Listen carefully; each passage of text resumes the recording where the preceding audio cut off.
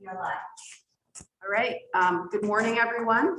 Today is Thursday, July 29th, and this is the first in-person hybrid meeting of the task force on the implementation of the pupil weighting study. Or pupil weighting factors report, actually. Welcome. Thank you for joining us in person or via Zoom. We are just going to do an introduction of each of the members just by name and district, and then we're going to jump right into it. So Representative Beck, you want to start? Sure. Representative Scott Beck, and I represent Caledonia 3, St. Johnsbury. Representative Peter Conlon. I represent 6 rural towns in Addison County. I'm Senator Ruth Hardy, and I represent the Addison district, which is all of Addison County and Buellsboro and Huntington. Representative Emily Kornheiser from Brattleboro. Senator Randy Brock. I represent Franklin County and a small part of Grand Isle County. Senator Andrew Pertzlick. I represent the 18 towns and 2 cities of Washington. All right, thanks everyone. Oh, we have this. Oh, I'm sorry. See, I already did it.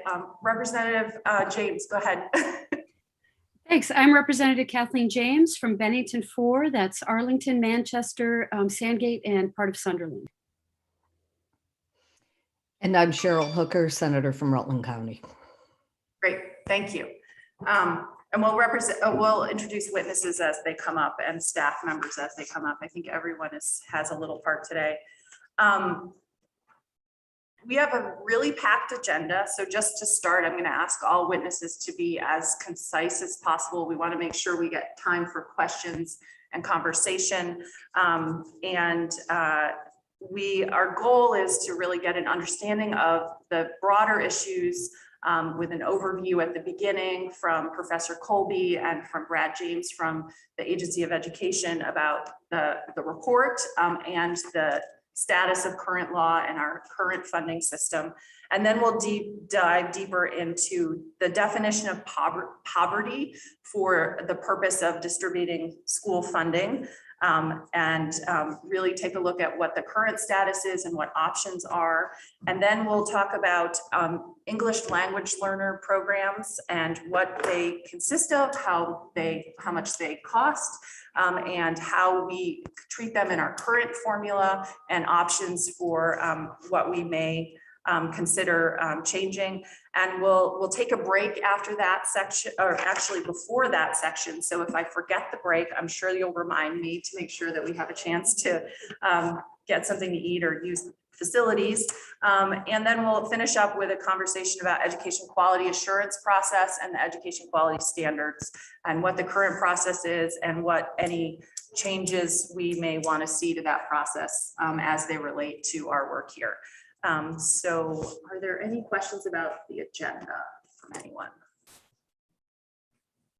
Okay. With that being said, I'm going to invite up Professor Tammy Colby, who is the author of the report on which this whole entire task force is based. So welcome, Professor Colby. If you could just state your name, of course, for the record, and then dive in. And for members of the committee and members of the public following along, Professor Colby's testimony is available on our website, as is the full original report, which hopefully you have memorized by now. Thank you.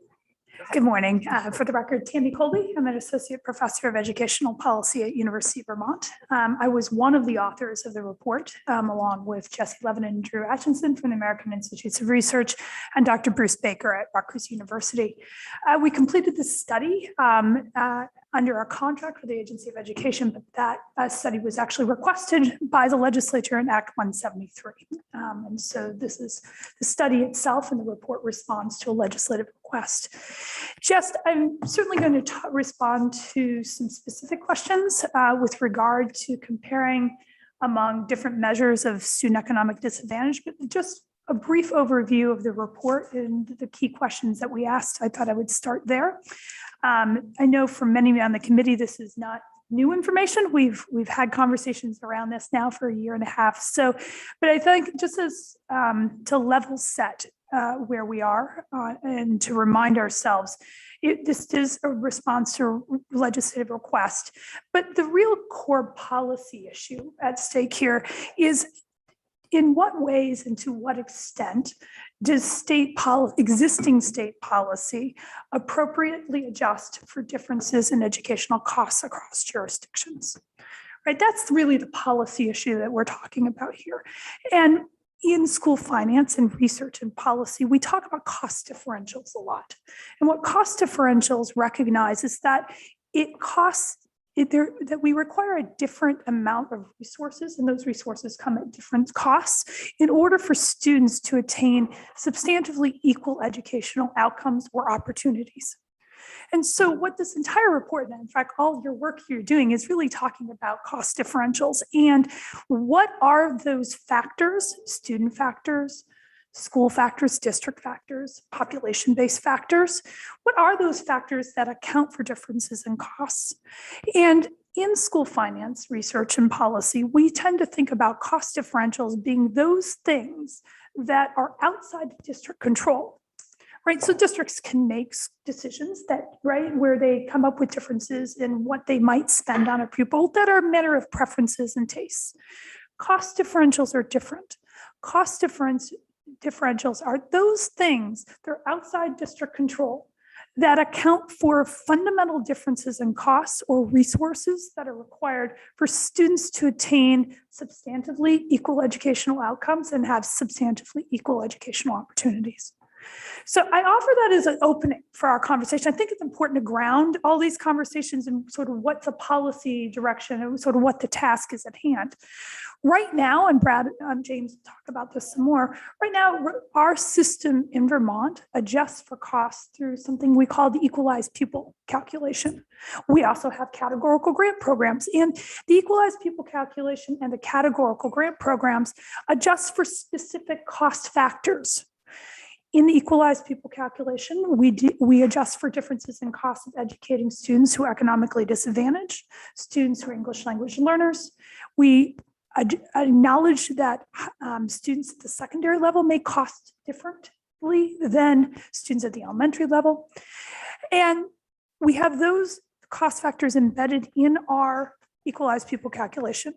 We also have categorical grant programs that currently adjust for costs, our small school grant program and our special education categorical grant program.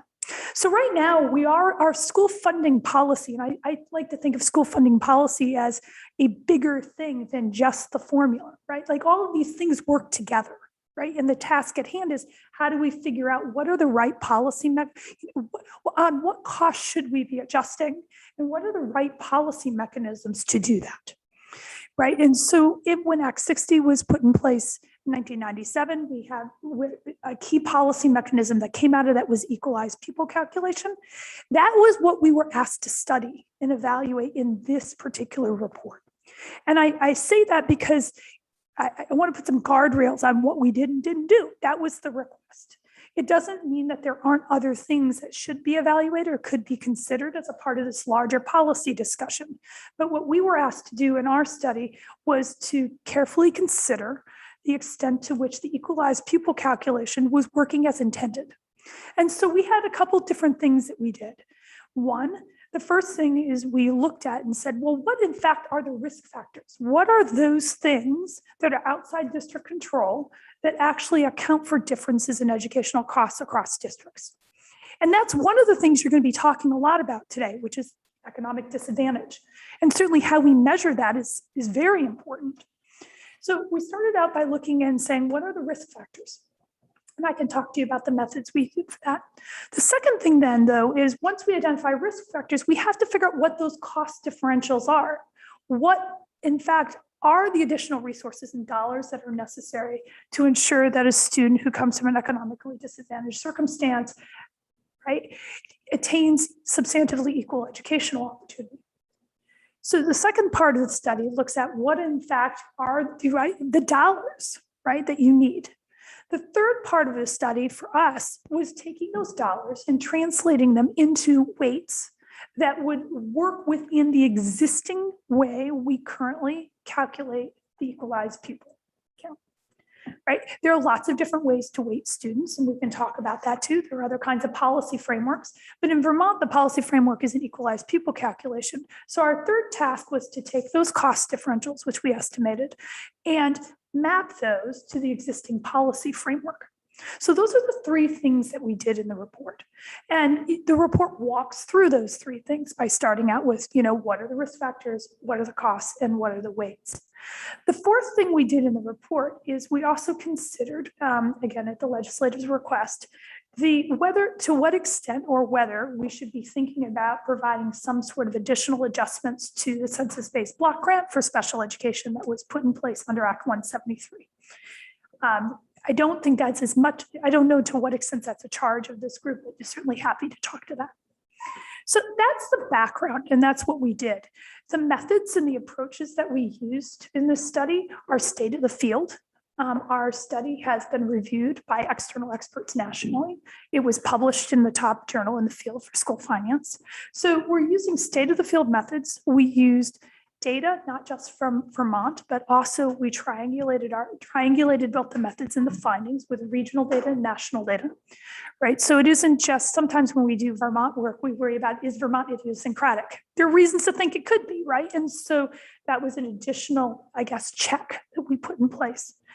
So we answered the questions using rigorous methods, rigorous and state of the field methods, data right from Vermont, and then checked those findings using data from the region and nationally. And then we produced, again, models that looked at risk, the actual cost differences, and then translated those into weights that could be used in the equalized pupil calculation as it currently stands.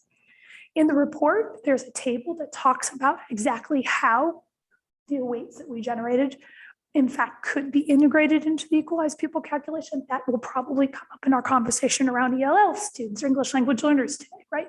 There are policy decisions that need to be made there too, right? It's not enough just to talk about the weights. We also have to think about, well, how do we apply the weights to what? And in what combination? Are they additive? Are they multiplicative?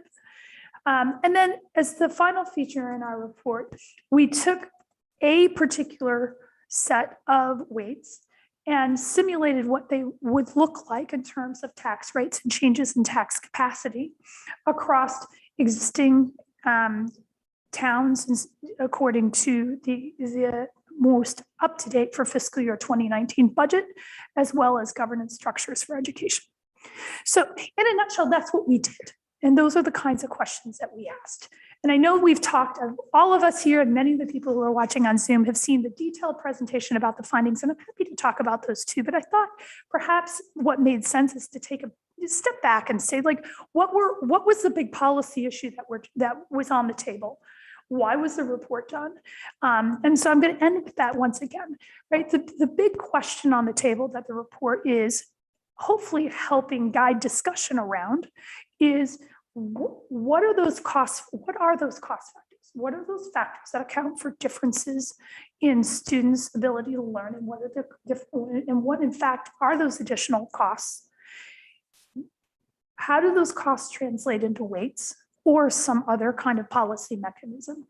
And how, in fact, should all of these things be packaged together to ensure that we have substantially equal educational opportunities for all students across all districts? All of that said, within our system of local control, right? And so I think that's the other piece that we have to recognize in this conversation, right? This is an entirely a top-down policymaking system, right? And so it creates additional challenges that we don't always see in other school funding systems in other states. Our system in Vermont is about one of the most complex systems in the country. I'll just be honest with you about that, right? And while it was state of the field in 1997, the field has changed quite a bit. And that's, I think, in some ways, good news, right? Because it means that there are lots of new ideas and new policy options for the task force to consider. But I think we do need to recognize at the outset that the system we had is highly complex. I know that the weights have been criticized as being highly complex, and that's certainly something that you're considering. But we also have to recognize how the weights fit into the current system as is, right? And so it will be very difficult to try to change the system by just changing weights, right? The weights right, need to recalibrate the opportunity, right? The changes in weights will recalibrate the existing system.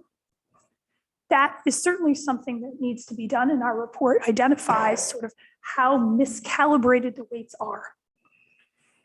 But that's one policy option. The other policy option is to think in terms of, do we need to be thinking about a different policy framework entirely? That's not an equalized pupil calculation. Our report did not consider that because that was not our charge. That does not mean that, and I know there's been discussion around, that doesn't mean that anyone on our team thinks otherwise. It just means that that wasn't the guardrails in which we were working. Thanks, Senator. If you have a question that's directly related, then sure, go ahead. Otherwise, Can you just restate, thank you, Chair. Can you just restate that key point that you just said there? What was not within the charge? Our charge was to evaluate the weights. Yeah. Do we have the right weights? Right, like, so does the equalized pupil calculation appropriately identify those cost factors that we should be adjusting for? So what does that mean? Does the equalized pupil calculation actually adjust for all the things that need to be adjusted for? Right, that's the first question we had asked. The second question we were asked to do is to evaluate the existing weights, right? And are they calibrated? And the third related question to the second one is, if there are additional factors, what would the weights be for those? That was what we were asked to do. And I think we did a really good job at that. But I do want to acknowledge that that is a pretty narrow set of questions, right? And they're important questions if the policy goal is to maintain the existing system. What our findings show. And could I just clarify? Please. So what you weren't doing is trying to find the best system. That was not what we were And you asked to didn't do. weigh in on in this instance Wait, to say next, I like that. what choice we should make outside of the weights. You said here's if you're going to use weights, here's That's the weight, exactly here's right. the And weight. that was our request, right? Okay. If we're going to use weights, then, and you're going to maintain the equalized pupil calculation, then our recommendations are that we need to expand the number of cost factors that are incorporated in that to go beyond economic disadvantage, ELL, and secondary students, to include middle level students, school size, and population density. Right? And that comes at our risk analysis. That's why I started, right? And for each of those cost factors, we estimated a weight. We estimated the weights at the school level, right? Assuming that you would wait for differences based, right, differences at the school level. We also estimated weights at the district level. Again, another policy decision, right? Currently, the weights are applied to the district level. It could be that you decide to apply them at the school level. So we estimated models for both the school and the district level. But it's an excellent question because, right, so that was what we were asked to do. And so I think when you think about what you read in the report is answering those questions, right? What are the risk factors? What are the things we should be adjusting on? What are the cost differences for those things? And how do those differences in costs translate into weights that can be used in the existing calculation? Okay. Let me stop there. Other questions? I know if people have heard I'm happy to talk about very specifics in the report, but I thought maybe standing back and saying, like, what are the big policy questions out there would be helpful because I know your charge is broad. Representative Kornheiser. This is another big picture question. So if the sort of purpose of the analysis is to say on a macro level, if we spend this much more money, we can educate kids who are living in poverty to the same educational outcomes as kids who are not living in poverty. What does that money get spent on? Right. So what we are able to do in our analysis is say, what are based on high performing schools, we can say this is the additional dollars that they spend, and right? We do not know what they spend it on. In fact, that's a really good question. If you go back to the 2012 report by Pikus, though, Larry does a really good job at unpacking some of those things. And I think that there are certainly opportunities to think about how we spend dollars. That was not our question that we were asked to answer. And since we use administrative data and our methods are saying, figuring out what these cost differentials are. The other question our report doesn't answer is, to what extent are some districts overspending? Right, that is not a question that our report answers. And so what our report is fundamentally getting at is, how do we calibrate, right? How do we calibrate tax rates, which is basically tax capacity, to try to equalize spending across districts? But ultimately, the budget decisions and how the dollars are spent are a local control question. And so this is the tension that's inherent in the system that we have now. Other states have foundation programs, and other states have more control and influence over local decisions about how they spend dollars. That's a policy decision for you all to consider. Did I answer your question? Great. Other questions at the moment? I have a quick question. Oh, Kathleen, I'm sorry, Representative James. Keep Thanks, looking. Senator. There you are. So many screens. Go ahead. Hi. I just wondered, I know that the, having read the report, several times, I know that it makes a clear connection between the weights and taxing capacity. Is there any place I can look to see, or have we made an attempt to see where, how the weights link directly to educational outcomes? So in other words, districts that have been historically overweighted, how their students perform, and districts that have been historically underweighted, how their students perform. I haven't seen that pulled together in one kind of chart. Maybe that's not possible. I think I would defer to Brad on to what extent that chart, that was not a specific question that we considered, right? Remember that the whole purpose of the weights is to recalibrate spending and costs across Right. districts, right? And so there is not an explicit link in the current way when you think about equalized pupil, right? Between cost and outcomes, right? And in fact, our system is intentionally designed to defer or delegate that responsibility to the local school boards to make, right? The entire system is based on the assumption that local school boards are making good decisions about how much to spend and how to invest those dollars. What the weights do are they're calibrating, hopefully, right, these optimized budgets, right, and calibrating those costs so they're equalized across school districts. That's what the weights do. Right, and so the question of outcomes is really left to local school boards and local school districts with respect to making decisions, not just about how much they spend, but what they spend it on. The weights, all they do is equalize costs. And again, that's under the current policy. It's under the current policy. Where outcomes were considered, Representative James, was in the risk analysis.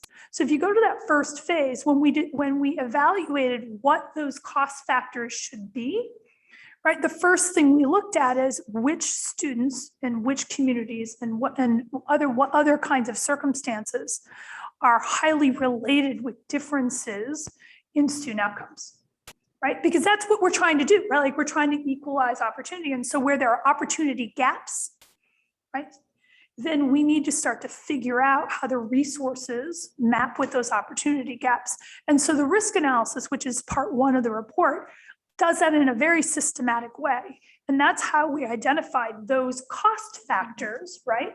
Those cost factors were generated by looking at differences in student outcomes and then figuring out what the additional resources would take to level, right, to level up students who are educated in those settings or students who have those characteristics.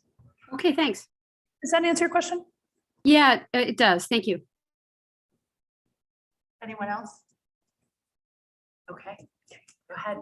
Great. I'll come back and talk about economic disadvantage in the next finished section. now. Okay. Well, I Any can other come back. questions Do you want me before to talk about Professor- economic disadvantage No, now? we'll get back to that in our next section, Okay, but then okay. I think Brad. Great. So we're gonna invite up Brad James, who's the finance manager at AOE. Thank you, Professor Colby.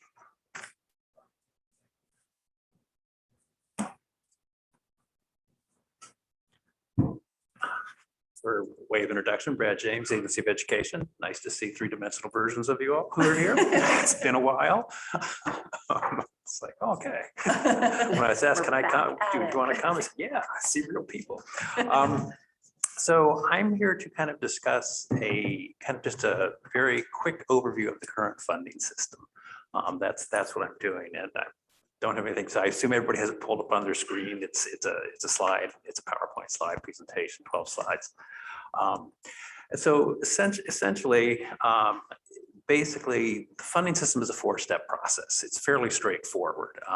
The funding system itself, what is not straightforward is the raising of those funds, but the funding system itself is fairly straightforward.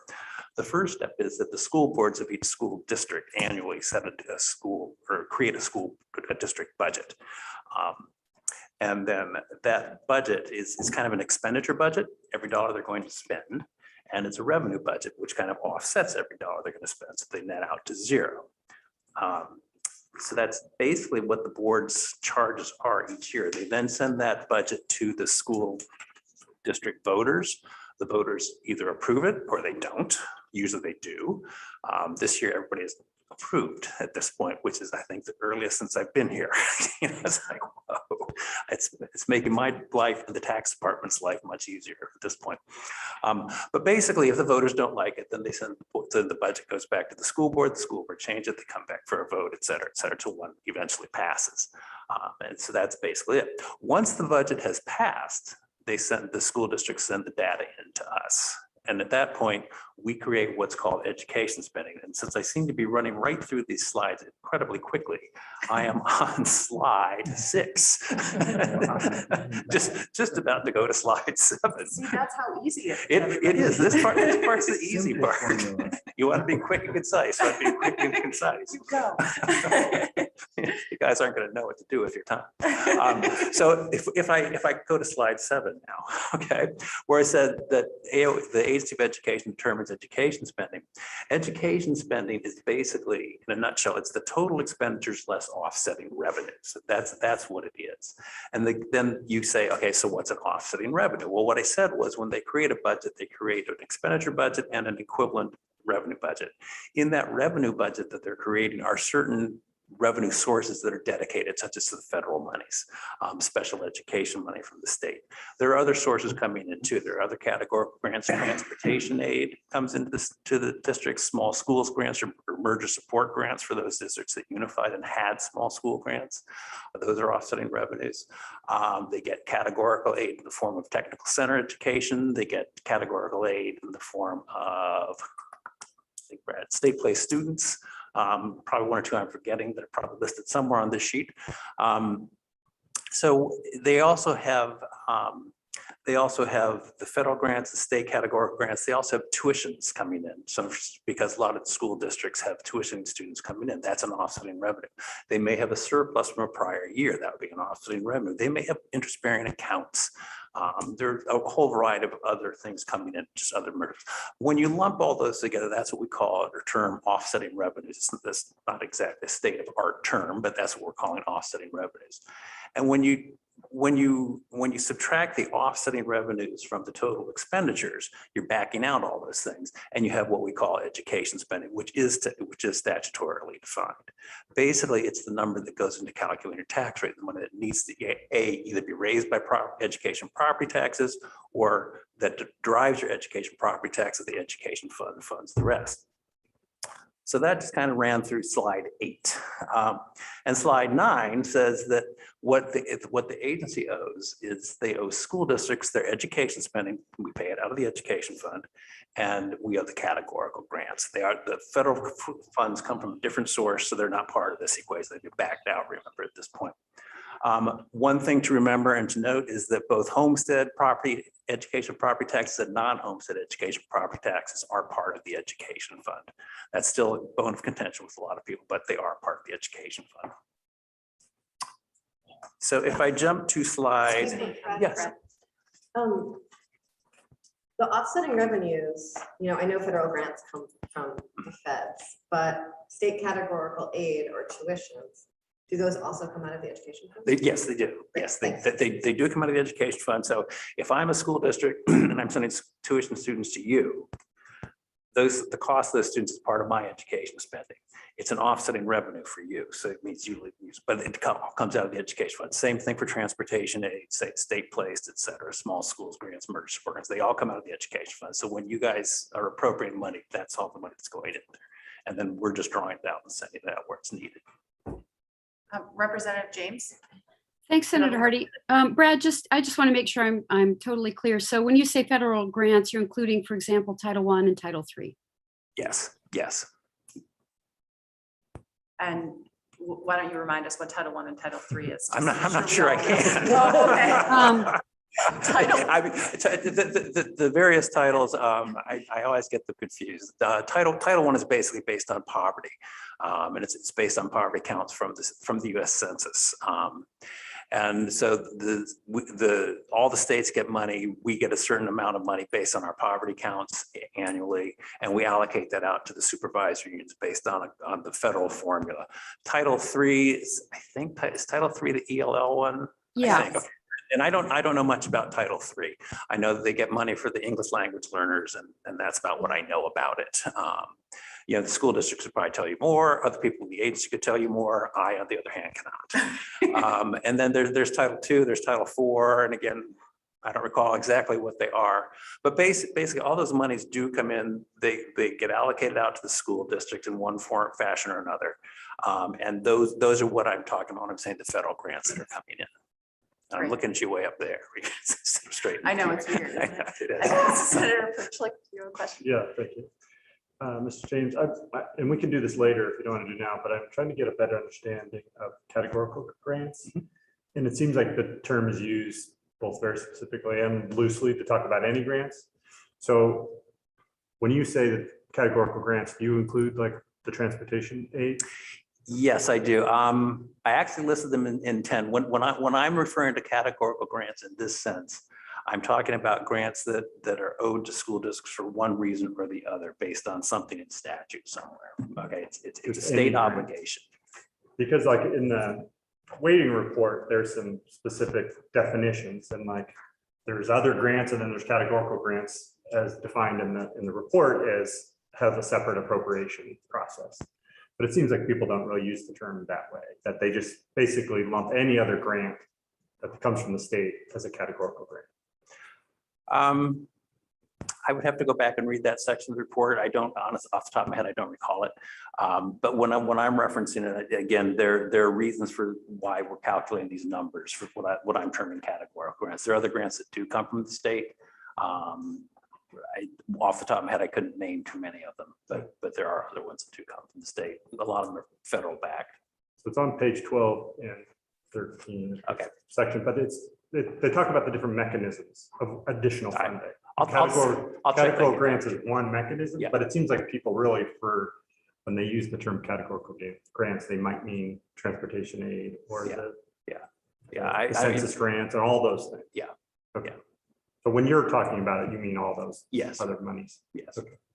And when Professor Colby comes back up, she can answer based on what's in the report. And also, I noticed you had to chime in on the federal funding as well, but we're trying not to have people from the audience answer questions because nobody, the people on Zoom will not be able to hear. So I see her writing them down for when she gets back up She can there. pull a chair up if she wants to. Any other questions at the moment for Brad? Okay, go ahead. Okay, so there's kind of a quick description of what education spending is in slide 11. Basically, it's the budget that the voters approve, plus a deficit from a prior year if they had one. The deficit's not something people vote on because it's already a legal obligation. There's no point in defeating it because you're going to pay it anyway. So you take your budget, you add to that any deficit that you may have had. And then if you are one of the districts that belongs to one of the 3 regional technical centers, they're called regional career technical education school districts, then they do their budgets a little bit differently. Once they set their budget, it becomes a legal obligation of the member district. So if you're one of those 3 districts or in one of those 3 technical center regions, then you would take that and those would be your total expenditures. And then from that, you subtract the offsetting revenues, which we just kind of talked about, but and that gives you education spending. And that's the amount of money that the school district is owed, plus again, those categorical grants that we were talking about from the education fund. Okay, that's the funding side of things. Slide 12, just currently where we are based on the joint fiscal outlook statement for the education fund. In FY21, it was estimated that it was about $1.8 billion. And in FY22, it's estimated that we'll go about almost $1.85 billion. So that's where that's paying out from the ed fund for this year. I do want to note for everyone that Brad had another 6 slides about calculating tax rates, and I asked him to hold off on those. We're going to be talking about calculating tax rates and the implications of that at a later meeting. So that part is missing intentionally at my request. So I made it shorter. So. Are there other questions? Looking up there. Yeah, Screen. thank you. Okay, did you have Okay. others? And the other thing that I have is a quick example of how equalized pupils are calculated, because that's going to kind of become what you guys are going to be talking about. And I'm sure we wanted to come back to this and go over it in more detail. But basically what you have in front of you, I hope, is just kind of a quick overview of a fictitious school district as to how equalized pupils are currently calculated based on statute. I did not put the statutory citations in. I'll be happy to give them all to you if you like. This is all statutorily driven. People sometimes wonder how I do it and said that's how. You know, I do what I'm told sometimes. Well, sometimes. So in this fictitious school district that we're talking about here, before we get too far along, there's a student census that happens for the 11th through the 30th day of school each year. That's the student census period. They report those numbers to us. From that, we get what's called the average daily membership. And that's the number of students that a school district is educating at public expense. It's a 20-day full-time equivalency. So when you say 1 ADM, that means they had that student that they were funding for the full 20-day student census. If somebody was in there the first 10 days and moved, they're not counted. If somebody moves in after the 20th day, they're not counted. Okay, so, or I should say after the 30th day of the school year, they're not counted. Okay, so it's just that small block. Subsets of information that we need for the equalized pupil calculation are the poverty counts. There's a bone of contention. Those we receive from DCF on an annual basis or twice annually. And we use it we use 4 of those counts. So it's a 2-year rolling average is what it is when we're doing poverty counts. We get that information based on town, and we break it out later on, but we'll come into those details later when we really get into equalized pupils. The other one that they need to know is English language learners, because there's a weighting factor for that. And what we have to do with the English language learners is identify the number of those who are counted as poverty students and those who are not. So in my case here, I have 10 poverty students in total. I have 4 English language learner students. Of those 4, 3 of them are included in that 10 for poverty, and 1 is not. Okay, and we will use that information lower down.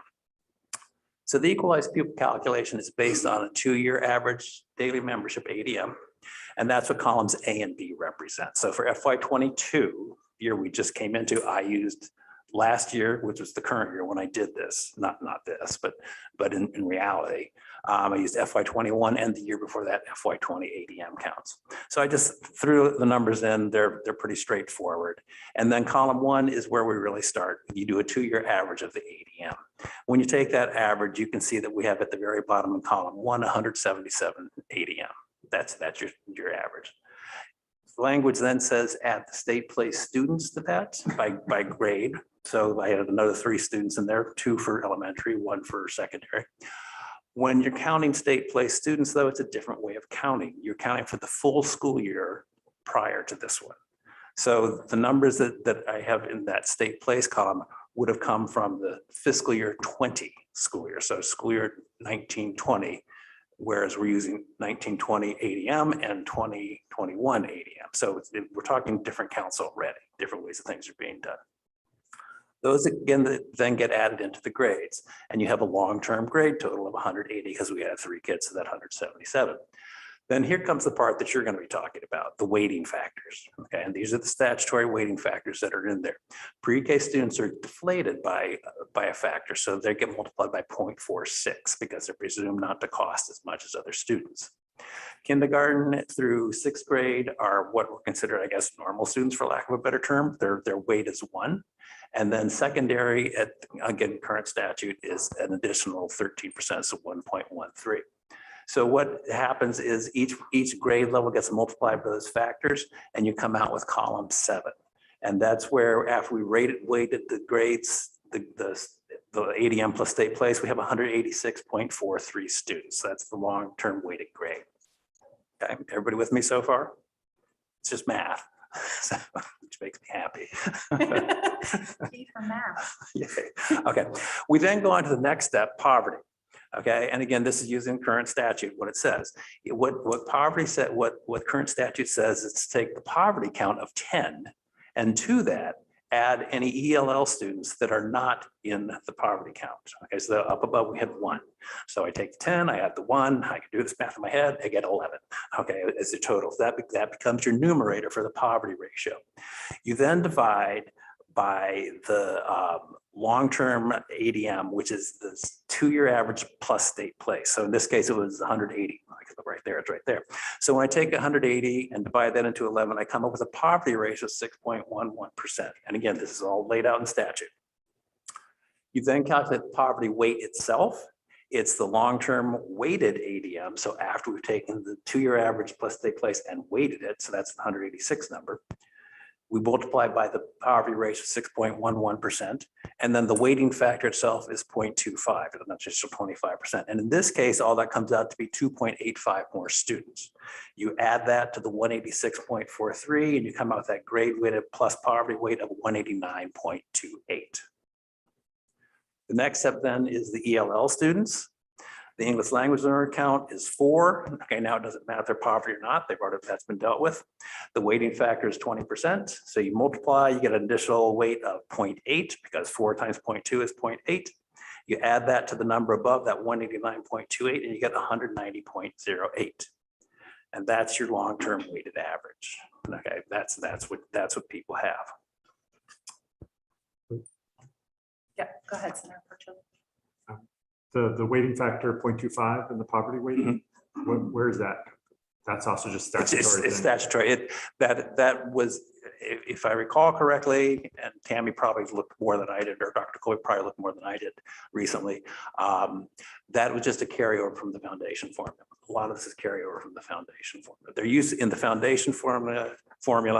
There was also a weight for transportation. That when Act 60 was passed, that was pulled out as a weight and became a categorical grant. Okay. But these are all just laid out in statute right now. And that's part of what Dr. Colby and crew were looking at. The last thing then is, I'm not really showing the whole thing here, but the last thing is the equalization ratio. If you were to take that long-term weighted average, in this case, just over 190 for this town, this school district, and add them up for all the districts in the state, you would now have more, higher count than you do of students in the state in reality. So what the equalization ratio does is it accounts for that. So it takes the 2-year weighted average plus state placed, and in my numbers here, it's the long-term ADM, that's the 86,880.55. And you divide that by the long-term weighted ADM. And that, in this case, and these are real numbers from FY22, is 91,336.82. So we've added 4,500 kids due to the weighting factors. Okay, the way current language states. So what happens then is when you divide those two numbers, the 86,000 divided by the 91,000, you get an equalization ratio. And that ratio in this case is about 95%. It's usually right around there. It very rarely is much different than that, but it might change by a percentage point or two.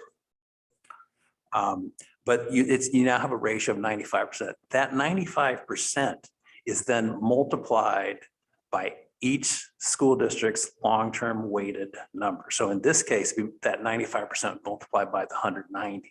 And for every other school district, the exact same thing calculation. So what it's doing is it's deflating that long-term graded number down so that everybody's deflated by the same ratio or proportion.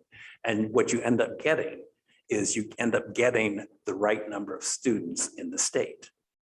Okay, you come out with that 86,880 when you add them all up after you've multiplied long-term grade weighted average by that equalization ratio. In this case, that will give you an equalized pupil of 180.81. That's that little green box there. So what that's really doing is, as Professor Colby said, is kind of averaging things out by equalized pupils. What that's doing is you started out, if you recall, oh, we're pretty close to that. We started out with 180, so it just popped it up just a little bit. That means that its ratios in this fictitious example I have is about equal to the state ratios across the board. If we simplify this and talk about just secondary, okay, this secondary weight, and you look at a school district that has more secondary students than the state on average, then its equalized pupil count will be higher than its 2-year average. If it has less, then it would be less than its 2-year average. Again, we're just simplifying it. We're talking about one weighting factor. But that's kind of what it's doing. So what equalized pupils is doing is it's comparing your district to all the school districts in the state and the state as a whole. That's what it's doing. Does anyone have questions? Senator Perchler. This was very helpful in that the way I was thinking about weighting factors, and the study talks about this, but I didn't really get it, is that we're not weighting each student really with like for example, my question on the poverty, the 0.25, because I was thinking that you take a student and so it's that difference of whether you're have the basis of 1 or basis of 0 and whether they're additive or multiple. Well, that's a slightly different thing, but intuitive effect, you would get the same results probably if you were to do it on an individual student basis. That'd be very difficult. We just get, when I see the information, I'm seeing it by grade level. Right. Well, that was going to be my question. Does it matter if we're doing it by student or doing it this way, where you're just multiplying that calculation by 0.25? The only place it might make a difference, because I think in the report they say, hey, this is the way it's done. We're not saying it's good or bad. This is just the way that the crazy state system works. And that's where it's talking about some of the factors being additive and others being multiplicative. And that has to do with the weights that are in statute. But are they that just because that's the way they are, or is there any? Is it kind of like there are old weights? We couldn't figure out why we had them that way. Like, do we want to keep it that way? I guess is my question put out there. I've been doing this. I'm almost embarrassed. I guess I came to the agency in November of '97. So I've been doing this pretty much since then. And I inherited a lot of it because it was in statute. That's when Act 60 came into effect in fiscal year '99. And these are the weights they started with. The only thing that's really changed is how the pre-K weight was changed. That used to be a different calculation off the top. I don't remember what it was, but it always came out around 0.45, 0.44, 0.47. It always came around that 0.46 number. So somebody, probably us, at some point said, let's just make it this, and that's what happened. The poverty weight has always been 0.25%. There was statute in there that said that we were to look at it annually. We didn't have the capacity to do that, which is why I was happy that Dr. Colby and her group did, because I don't know how to do that. Same thing with ELLs, whether those weights were correct. We did the initial secondary weight was 1.25%, and we now have it down to 1.13. And I did that by just quick back of the envelope, more or less calculation in the state based on numbers that I could see and tell from the school districts. And I'm not questioning, we need to change the weight. So I'm also asking, do we also need to change the weighting formula? It seems to me more simple to do it per student than to do it this way, but maybe you said it would be more difficult to do it the other way. Yeah, it would. I think in terms of spreadsheets. And you could put it in the spreadsheet the other way. You could. I think how complex it is already, and forgetting the complexity in terms of the weights, just the data that's coming in. It's actually probably easier for it to be aggregated up to this grade level by school district. And then, but we could do that with the other weights. Like the fact that we do some weights one way and some weights the other way is the thing that I find confusing. Why don't we do them all one way? Yep. Fine by me. Okay, I'm gonna hold up because there are other people who want to, Representative Beck had a So comment. just a comment. So under this system that we have right now with the equalization ratio, we actually have districts whose equalized pupil count is less than their ADM count. Then their 2-year average plus state place, yes. And that must be very difficult to explain to those. Yes, having done that more than once, let's put it that way, it is very difficult to explain. That's why I have to break it down into something simplistic like here. Let's talk about one factor. Representative Kornheiser. Senator Perchlik, I think that the question of sort of individual interventions and the cost of them versus school level interventions and the cost of those is sort of at the heart of what a lot of what we're going to discuss. And I think Professor Colby's analysis really looks at that. But I think there's an assumption, and no one actually, very few people remember why and how the formulas were built. But I think there is some assumption around additive being individual interventions and multiplicative being school level interventions and the cost of those. And I think that's like what we're really going to be diving into in a real way. And I think that's one of the more interesting questions in front of us. Brad, math-wise, what would happen if we didn't do that final step of the equalization ratio? I was wondering that myself. What would happen is that tax rates would be lower to begin with. Because what equalized pupils get used for are calculation of homestead tax rates. Okay, you take your education spending, you divide by your equalized pupil count, and that's how you get your tax rate. Since you would be increasing the denominator at that point, that would be lowering the tax rates across the board. What that would mean is that instead of having a base tax rate, because you have to raise a certain amount of money, instead of having a base tax rate of $1, you would probably have to raise that base tax rate up.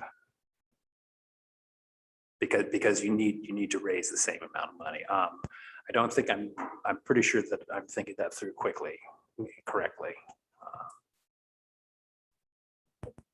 And in your example,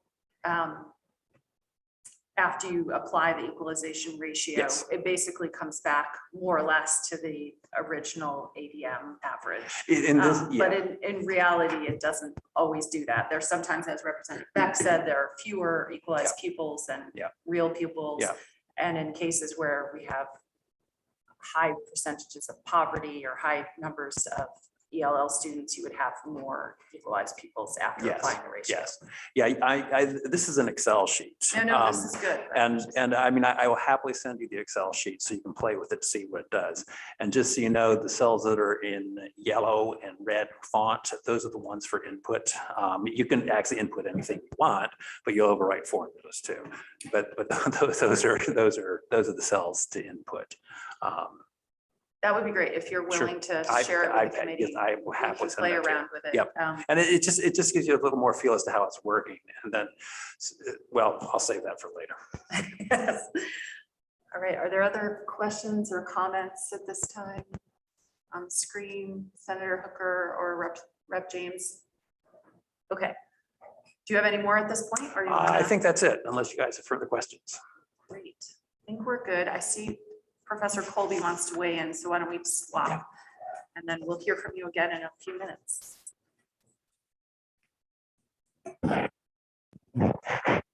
Thank you.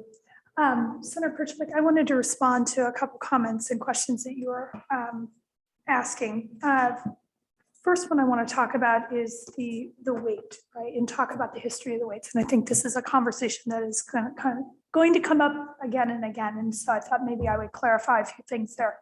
The first thing is in our report and sort of our investigation, the best we could tell is that the 0.25 is a carryover from the foundation formula. Same thing with ELL weight. And as Brad mentioned, there was a transportation weight that came over. But I think there's an important point embedded in your question, though, and that is a foundation weight is different than an equalized pupil weight, right? When we have a foundation formula, let's just say we say that we have a foundation amount of $10,000, right? And we're applying a weight to that generates an additional, right, increment of revenue. So when the weights were carried over as foundation formula weights into an equalized pupil calculation, we automatically had a mismatch between how the old formula worked and what the weight actually did in the old formula, and the way the new formula is working and what the weight in the new formula is doing. And there's been a lot of discussion, particularly around the poverty weight, as it feels like it's gone up. And there's been these conversations around, well, it generates this amount of money per pupil, right? And I think at the heart of your question is really this issue that the weights are apples and oranges. And when the weight was carried over, there wasn't any consideration to the fact that what the weight did previously and what the weight does now are fundamentally different. And so it makes it really tricky to compare the magnitude of the weights when we actually calibrate them for an equalized pupil calculation with what they might have been under a foundation formula. So that would be the first thing. The second thing I would say is that we have to think about what in an equalized pupil calculation the weights are actually trying to do. And what the weights are trying to do is they're trying to equalize spending between the top and the bottom. And when we think about that's what the weights are trying to do in an equalized pupil calculation, when we have very large spending differences between districts, right?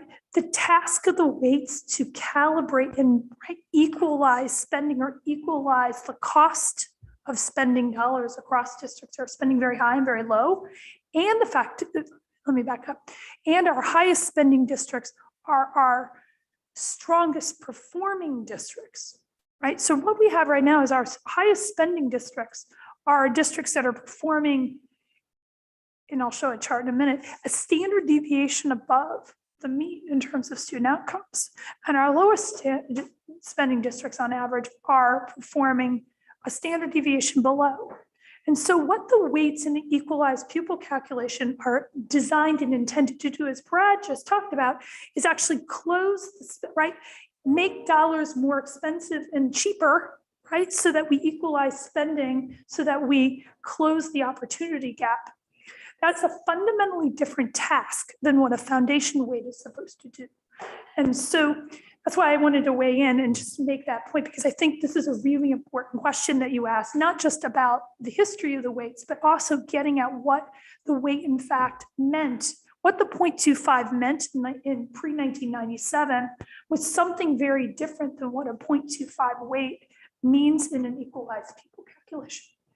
So one of the policy discussions on the table is, and I think you're starting to sort of get at this, is to what extent is this equalized pupil framework the framework that the state wants to continue to use to equalize opportunity?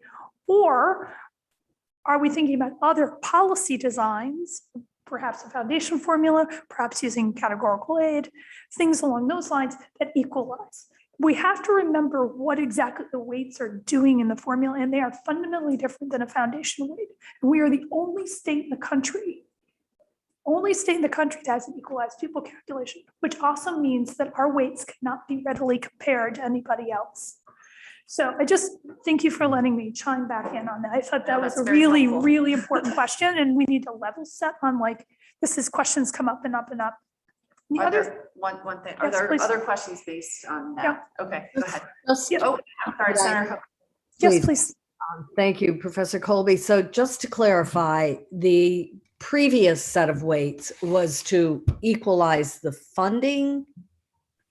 The previous set of weights under a foundation formula, when we have a foundation formula, this is a gross oversimplification, but let me start there. You have a base amount and you put a weight on top of it, and that generates additional revenue for a district based on student characteristics. Mm-hmm. Okay, and that's how we're getting at cost differentials and trying to equalize those. So what a foundation formula says is you have on average more expensive kids to educate, and so the state is going to provide you additional aid. By providing you additional aid, that offsets the local tax burden. Our formula does it a different way, right? We assume localities are making good decisions in their budgets, in terms of spending levels and how they spend dollars, and that those budgets are optimized for achieving student outcomes at a desired level. And then what we do is we go in and we try to equalize that spending through the weights. So the weights do two very different things. And because they do two different things, they are fundamentally, they're calibrated differently. They have to be, right? Because they're doing different things. And so one of the challenges we have in Vermont when we start to think about weights, especially when we want to have conversations about how do we compare to California, or how do we compare to New Mexico, is our weights do something different, right? The task is different. So in carrying over foundation weights, just sort of rolling them over, from the outset, it is likely that our system was miscalibrated. And so because of that initial miscalibration, it can make it feel as if the changes in weights that we're now talking about are large, maybe even feel inappropriate. And so I want to be clear about that. Like this is, we kind of have an apples and oranges comparison to start with, and then we've perpetuated that for nearly 30 years, where we've had lots of other things happen in education, and it lands us where we are right now. But again, I just want to stress that what we're talking about is foundation weights operate very differently and mean something very different than weights equalized pupil calculation. The task is different. The calibration as a result has to be different. And when we're talking about equalizing pupils, equalizing tax rates, the larger the spending differences are between high performing and low performing schools based on local decisions, the larger those weights are going to be, because that's what we have to do to equalize opportunity. So if you have some districts that are high performing that are spending at very high levels, and you have other districts that are low performing spending at very low levels, right? That's the opportunity gap. So simply talking, and this is a consideration for certainly the task force, simply adding more money to the system through categorical grants may bring up the floor, but it doesn't do anything up here. And so one of the policy considerations, I'm not going to call risk, these are all decisions that need to be made. But if you start to talk about categorical grants, is if you add money to the system and there's no governor on the top, right? What's going to happen to average pupil spending? It's going to go up. What's going to happen to tax rates? They're going to go up, right? And so that's why these weights, they operate differently. We have to think about them differently. And it's more than just a carryover. It's actually sort of, we started with an assumption about what the weights did. Under our old funding system, we carried them over, and we didn't really think about this in the same way. So I thought that might be helpful to clarify. Yeah, as we thank go you. That's through. very helpful. Can I add a clarification? Yes, please. Clarification. I think what's helpful for me to think about is that under this existing system, we're actually trying to equalize the cost to the district. We're not trying to equalize the spending in the district.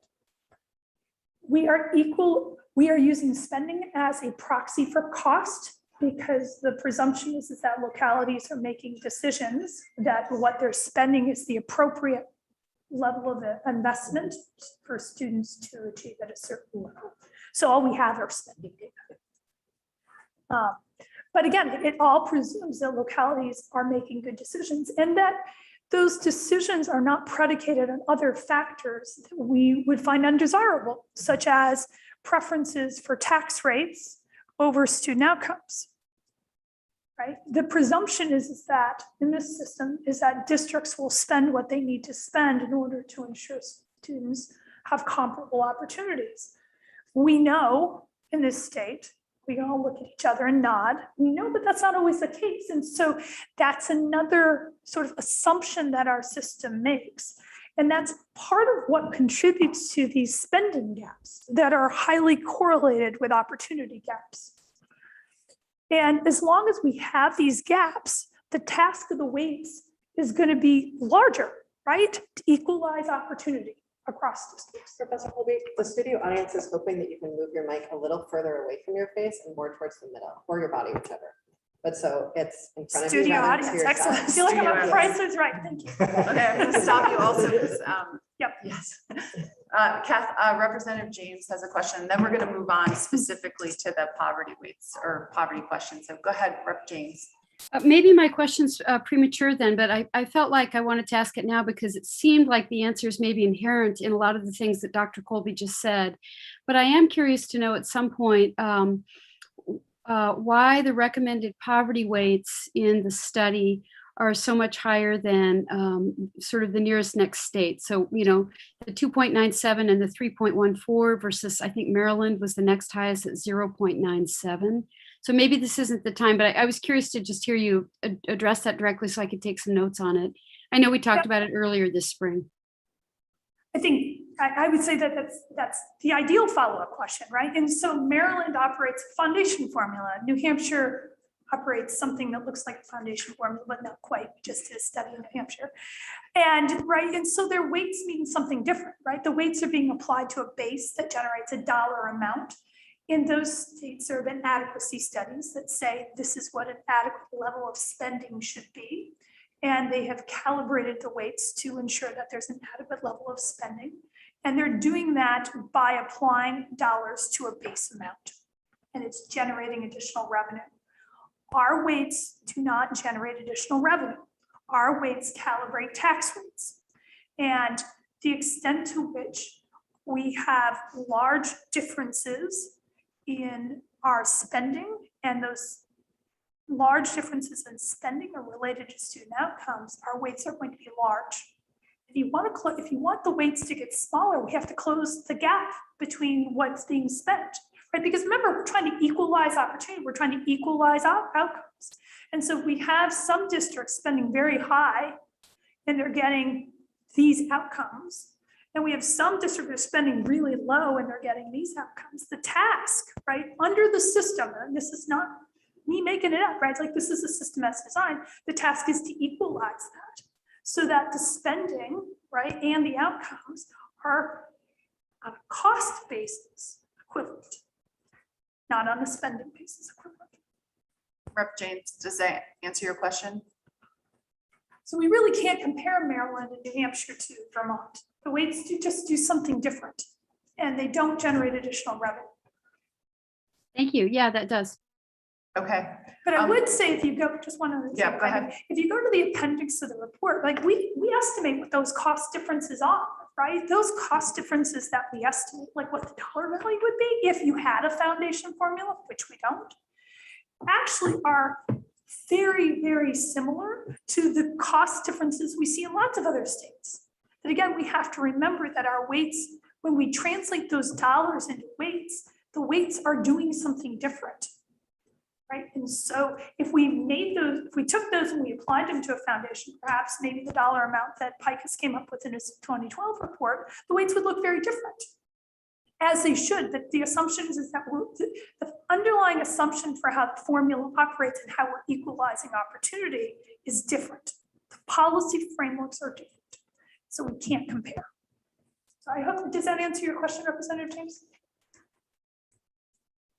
Yes, it does. Thank you. All right, great. Thank you for the opportunity to comment. Yeah, sure. Hold on just one second. Did you want to come up and? Not about this, about something else. About something you said, okay. So why don't you come on up and get to the mic?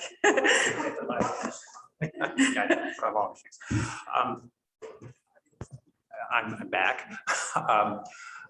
Apparently, I forgot how to think quickly in the witness chair. And when answering your question, Representative Kornheiser, I misspoke. I did say that the spending per pupil would decrease if we use that larger number. And then I incorrectly talked about how tax rates are calculated. What I completely forgot about is the yield.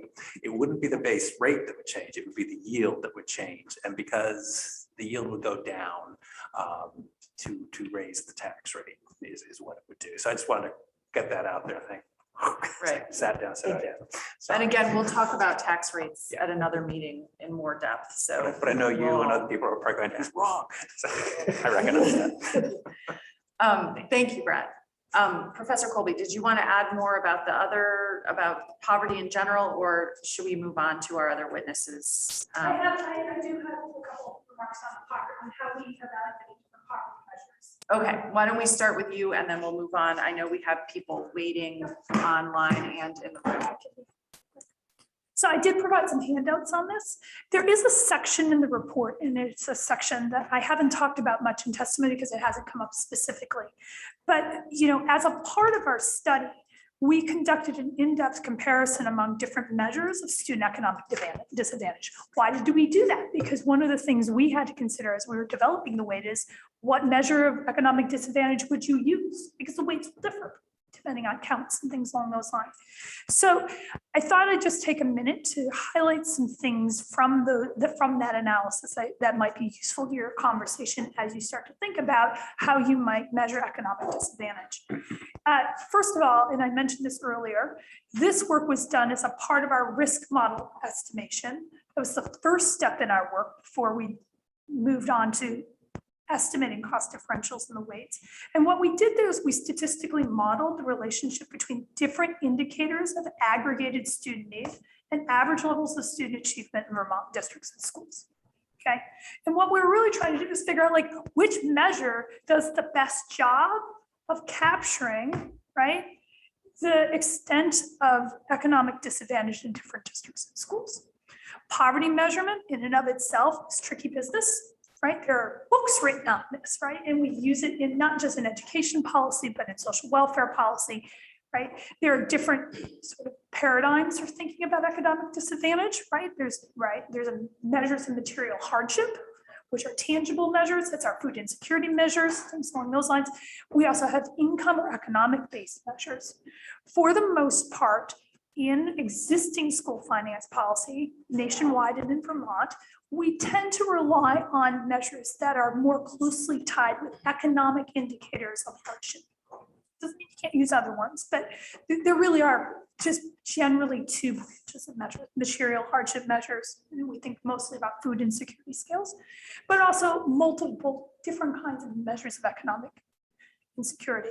So our goal here was to think through which measure does the best job. So if you want to go to slide 2, we considered this at 2 levels, one at the school level and one at the district level. Remember, we did models at both the school and the district level, right? And so we needed to think about how might you measure economic disadvantage if you were doing a school level weight or if you were doing a district level weight. At the school level, we considered 2: the existing agency of education measure for the percentage of students who are eligible for free and reduced price lunch, and the U.S. Department of Education's measure that's included in something called the Common Core of Data that's standardized across states and how it's calculated and collected. What's the difference? They measure free or reduced price lunch eligibility. The difference is in Vermont's data, AOE codes schools with more than 40% students who are FRPL eligible as operating a school-wide nutrition program. So what happens is in those data, the school is identified as having 100% of students eligible, FRPL eligible, whereas the CCD has the actual percentage of students eligible for FRP. Okay, so at the school level, we looked at both of those. At the district level, we considered AOE's existing measure of economic disadvantage, which is used in the equalized pupil calculation. This uses data from the Vermont Department of Child and Families. It's the share of children residing in a family unit who receive nutrition benefits. We considered a second measure, which is a percentage of school-age children residing in a district ages 5 through 17 who are identified living in poverty, using data from the U.S. Census Bureau's small area income poverty estimate. So at the school level, we're using FRPL.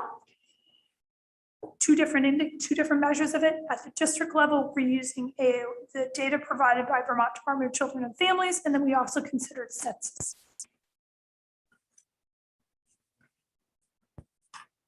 What we found, and this would be on slide 3, and this is also in the report, we looked at to what extent different measures were correlated with test scores, right? So we would expect a negative relationship, unfortunately, and also the extent to which these measures are correlated with one another. What we found at the school level is that the strongest measure of poverty or economic disadvantage was the percentage of FRPL eligibility as reported to the CCD, the U.S. Department of Education measure. It had the strongest correlation with average test scores, and you also can see that it explains more of the variation than does the AOE measure. On slide 4, I think this is also an important thing for us to note. This is the relationship, and this actually gets back to the weights I was just talking about. This is the relationship between the extent of economic disadvantage in a school and student test scores. And you see a negative relationship. And what we find is that schools with the lowest percentage of students who are FRPL eligible in the state have student outcomes approximately a full standard deviation higher than the state average. Whereas schools with comparatively high percentages of students who are FRPL eligible perform more than a standard deviation below. That means between a high poverty school and a low poverty school on average in the state, there is a 2 standard deviation difference in student outcomes. That is enormous. According to Sean Reardon's research, that is the difference almost of 2 to 3 years of learning. We also considered different measures for the district level. Here we find that the poverty rate that's currently used by AOE and not the census estimate was a stronger indicator of the extent of economic disadvantage of the two. That the poverty rate that's currently used by the AOE, the one that's generated by Vermont Children and Families, is a stronger proxy for measuring economic disadvantage than this census-based measure. And again, we evaluated multiple measures on purpose, trying to think about, are these the right measures that we're using? And we found that the AOE, at the district level, the existing AOE measure was stronger, was a better predictor than the SAPI measure that comes out of the US Census Bureau. So based on that, we felt, and we used in our models then, right, to generate weights. So ultimately, when we did our weighting analysis, at the school level, we use the US Department of Education's FRP eligible measure as reported to the CCD in our school level analysis. And at the district level, we use AOE's existing measure of economic disadvantage in our analysis. So just that pulls apart that section a little bit, and I hope that's helpful to your discussions. I'm happy to answer other questions. Okay, do you have a quick question? Because we're gonna move on to our other witnesses. You I'm move on. sorry. It probably won't be Andy. that quick, that's fine. Oh, you can go ahead. No, I'll answer quick. no, I'll find out. Okay, we're gonna have a further discussion. I want to hear from other witnesses who are waiting because we're already a little behind schedule. Can you hold your thought? I was just gonna say something about the agenda. Oh, okay. So Go the ahead. rest of the witnesses for this section are basically experts in each of the particular measures that Professor Colby just ran us through. So hopefully that they'll be able to answer your question, and if not, we'll come back to it at the end. So Brianna, are you on the screen? There you are. I knew you were hiding. And if you want to go over the work that you and Mark Pro have done from JFO, that would be great. And they're all on our website under both Brianna's name and Mark's name.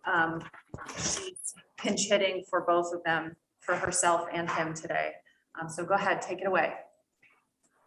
Thank you very much. This is Brianna Parker from the Joint Fiscal Office for the record. And so today I'm going to start off by talking about the different poverty measures. And throughout my presentation, we'll be going over kind of the reasons why we will be doing this, what the current status of the formula for poverty counts in Vermont are, and then also looking at what other states do to kind of get a sense of the scope of options we have for the policymakers. Okay, So if you want to have open. Brianna, which one do you want us to be looking at first? That's a great question. Let's go ahead and start with the charts, the Vermont achievement levels by school lunch program eligibility. That one's under Mark's name. Yes, that is under Mark's name. Thank you. So when you pull this up, you'll see that there are 4 relatively simple bar charts here. And really, I'm hoping that this will kind of speak to the question of why do we need to do this, right? So this is research done by the National Center for Education Statistics. And what it's looking at is the test scores for reading and math for grades 4 and for grade 8. And what you can see is the blue bars are representing students that are eligible for national school lunch programs. And so these are going to be the students that are in poverty. And you can see that across the board, for both reading and math and grade levels, they score significantly lower than the students who are not eligible for the National School Lunch Program and presumably are not in poverty because of that. And so this is really just showing that this is a risk factor that the weighting study report identified as well. And this is just kind of a visual demonstration based on data to speak to the point of why students in poverty are at risk and the translation to their test scores. So if we want to move on to the next document, I can speak to the current law and how we identify the low-income students right now. And so that one is called the Vermont's at-risk identifier. And so you'll see in this handout, we pulled together kind of the highlights from Title 16, speaking to the definition currently. And so right now, the Agency of Education identifies the poverty ratio, which Brad spoke to this earlier, so I'll keep my comments brief here. But essentially what it is the number of students in a school district between the age of 6 and 17 who are from economically deprived backgrounds divided by that long-term membership of each school district. So essentially creating a percentage or a poverty ratio that we can apply to calculate the equalized pupils. And so all of that data comes from DCF and goes to the Agency of Education. And we use a 2-year rolling average for that to identify that ratio, and that's updated annually. And so that is then applied in the equalized pupil formula. Currently, it has a weight of 25%, 0.25. And another thing to note, which we'll get to this again a little bit later with English language learners, those are also, all of those students are qualified into the poverty calculation as well under current law. So that is an important point to make note of. And the way this translates, if we want to take a deeper dive into the data, I did provide under my name the economically disadvantaged students by district. And so this is just looking at the current year FY22, how many students by district are qualified under the current law, as well as the poverty ratio or the percentage per district. And so if you have this open, basically what I did here is I organized this table alphabetically by county, and I provided the district name as well as the towns that send students to each of those districts. And then the next column showing the counts of each students, and then the last column being the percentages. And so to kind of give you a sense of the scale, the range that we're looking at for the poverty ratio is the lowest district has about 2% of their students, whereas the highest is 54% of their students. And the average is around 17%. So about 1 in 5 students is experiencing poverty in our Vermont schools. And so I'll give you guys just kind of a minute to look through these, but I think it's important to note that, you know, within every county, there is a range. It's pretty evenly distributed. We'll see this in a pretty stark contrast to another factor, the English language learners, which are much more clustered. So I'm hoping that this is just kind of helpful for you to see the distribution that we have throughout the state, and also to kind of tune into your own districts as well.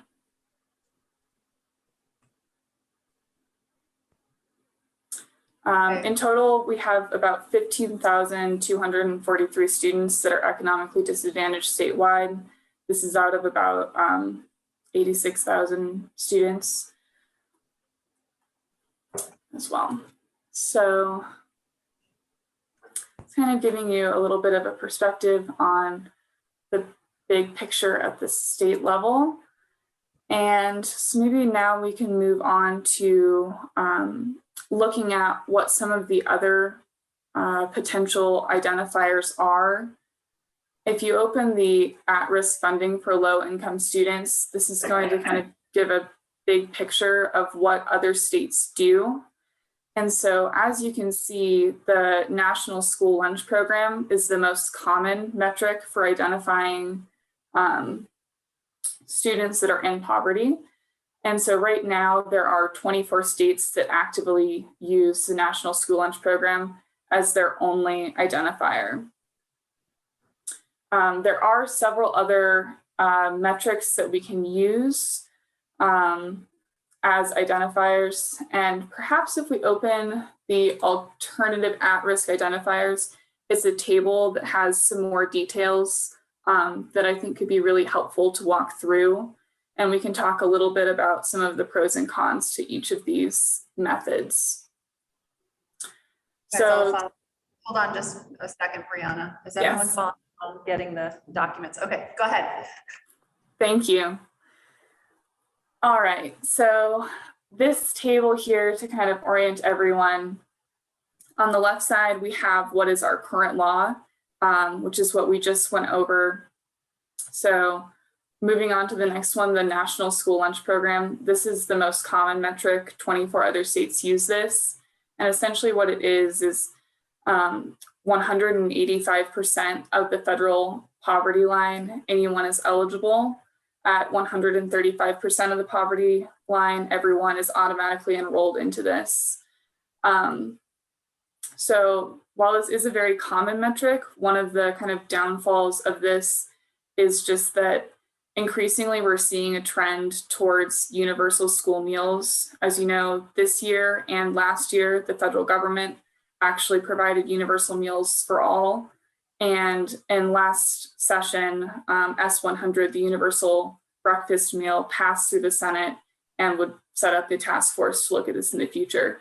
So while that didn't become a law last year, it's something that is being talked about actively.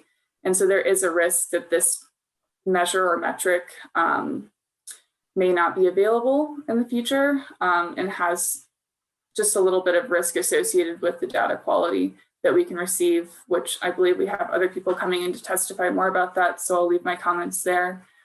And then moving across the table, the Supplemental Nutrition Assistance Program, also known as 3 Squares Vermont, is a similar kind of metric. There aren't any states currently that use SNAP exclusively, but it's a similar metric and follows the same 185% of the federal poverty line. So it is a similar metric in that regard. And then Title I, this is one of the federal formulas that goes to assist low-income students at our schools. And so this is a metric that the federal government uses and distributes to the supervisory unions in Vermont. And then from there, the supervisory unions distribute that through their local education agencies or their districts. So the subset within that. Poverty thresholds are mainly used for statistical purposes in this regard, and there aren't any states that are actively using this solely alone, but all states do receive Title I federal funding. Moving across the table, we also have Reach Up Vermont, which is temporary assistance for needy families, and this is based on the eligibility of household income and resources. So this is another factor that's kind of looking at income, but there aren't any states that are actively using this as a measure. And then finally, we have the Dr. Dinosaur program, which is our children's health insurance program in Vermont. And so this is the kind of like biggest identifier in that it's 312% of the federal poverty line. So it would significantly expand the number of students who would be eligible or qualified as a poverty student. And so I did a little calculation to kind of estimate what this would look like. And so for kind of the same age range of the 6 to 17-year-olds, we estimated that there's about 53,300 students that are eligible for our Dr. Dinosaur program, which is significantly higher than the 15,000 we are currently using approximately in our current poverty calculations. So you can see the scale that would be bigger and how many more students would be identified through that measure. So I know I went through that kind of quickly, but I was just kind of hoping to give a high level overview of what some of the options are, what other states use, and just some of the pros and cons to these different methods. So maybe I'll pause there and see if there are any questions. Great, thanks, Brianna. Are there any questions for Brianna at the moment? Okay, seeing none, thank you so much. Stand by as we're gonna have other witnesses, but we might come back to you with questions. The Thank next you. is Michael Mosier. Is he? He's online. He's online, okay. I'm here, yes. Excellent. Can you can you show yourself on video, or is that possible? Because right now we can't see you. If you want to, I'm in a vehicle at a campground, but I certainly will. I hope you're not driving. Are you driving? I'm sitting in my campsite. Okay. You don't need to show your video then. We'll trust that it's you. Thank you for Thanks. being here with us while you're out camping. If you could, is it okay if this video is not on? There's not rules about that, right? Okay, okay. You just can't vote if your video is not on. So Okay. if you want to go ahead with state your name, etc., and go ahead with your testimony, that would be great. Thank you so much for being with us. Yeah, sure. Thank you all. I've been listening in for a little while here, and my presentation is much more simplistic and is based on sort of just a brief overview of poverty in the state of Vermont, utilizing the federal poverty level definitions. There are some slides available. If we can, I'm not sure, I can't see if the slides are being shown, but the first slide in the presentation is just the definition of the federal poverty level. And that's the minimum amount of annual income needed for individuals and families to pay for essentials, room and board, clothes, transportation. The federal poverty level takes into account the number and ages of people in a household. So it is looking at a couple different factors, but the next slide is an overview of some of the eligibility for different programs at different, utilizing poverty guidelines, which are different than the poverty thresholds. This slide just is a sort of a smorgasbord of a few different programs that utilize poverty guidelines at different rates. So we understand how different programs are utilizing these rates for their eligibility processes. And the federal guidelines, one of the differences between the thresholds, the federal poverty thresholds and the guidelines is that the guidelines, they take into account the number of people in the household, but not the ages of people in the household. So there are differences in the way these guidelines and thresholds are calculated, even within the federal levels that are utilizing them. The next slide, I hope you all are seeing this, is just a copy paste of the 2020 federal poverty thresholds based on household income. And again, just sort of laying it out there so that everyone can see a household with one person under the age of 65. The federal poverty threshold for that household is not even $13,500. And then, of course, you could see sort of expanding from there, multi-person households and what those poverty thresholds are for all those different types of households. And again, not taking into account all of the other various factors that would be utilized in the weighting scenarios that you all are talking about. So more of a base. The next slide is just getting into some of the federal poverty data about the state of Vermont. And this is utilizing American Community Survey 1-year data for the state of Vermont. And these are different age groups. The under 18 age group is at the bottom of those stacked bars. And you'll see sort of from 2013 to 2016 to 2019, the changes in, well, all the age groups and sort of the ratios of those age groups as they contribute to total poverty rates in the state of Vermont. One thing that we see is that there's been a steady decline in poverty in the state of Vermont over time, over recent history anyway. So from 2013 to 2016, Vermont decreased the number of people experiencing poverty at the federal poverty rate or threshold was, we reduced that number by about 2,700 people. And then interestingly, in 2019, we decreased from 2016 to 2019, we decreased the number of people in poverty about 10,000 people. Now, whether that's definitional or, because of some additional support supplied to the population, I'll leave that up to folks to determine.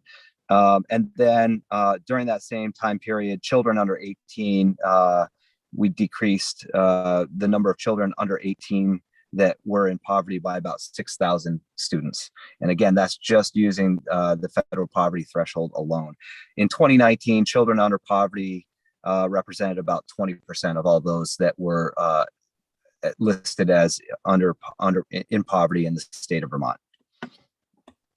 Moving along briefly, just did a small calculation to show some of the disparities between race and ethnicity and poverty rates in the state of Vermont. Again, 2019 ACS one-year data, those identifying as Black or African American had a poverty rate of about 33% in the state of Vermont. And then a range from there forward. We get over to the right-hand side. That's the white alone, not Hispanic or Latino population experiencing a poverty rate of about 10%. So there's really great examples of disparity.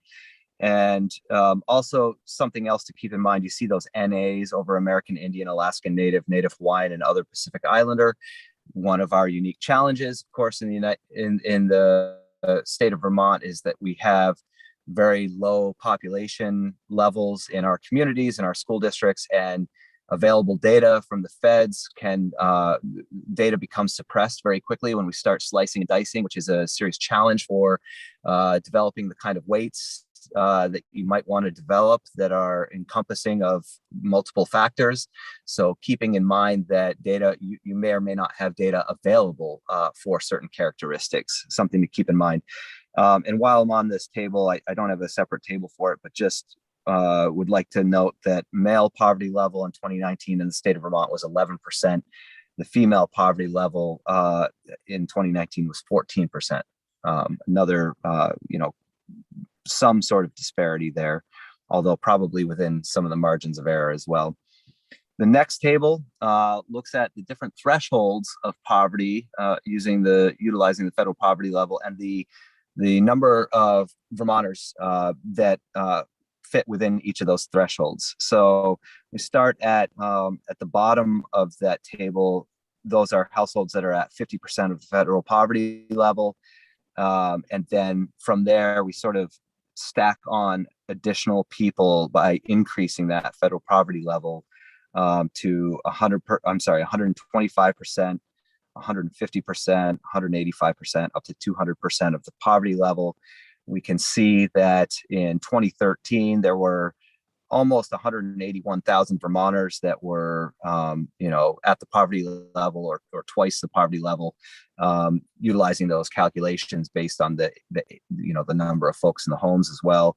And that number has decreased by about 30,000 Vermonters from 2013 to 2019 to about 151,000 Vermonters that are at 200% of the poverty level or below. And so we have seen a decrease in all of those categories, other than those that are that remain at 50% of the poverty level. That number seems to be staying steady, at least in more recent history in the state of Vermont.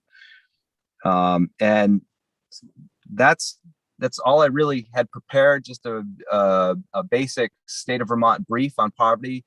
I can talk about small areas and the challenges with suppressed data. I can talk about margins of error, utilizing Census Bureau data. Of course, as was mentioned before, there are many different federal measures for poverty. Just within the poverty level and the guidelines for poverty, there are differences in how those are calculated.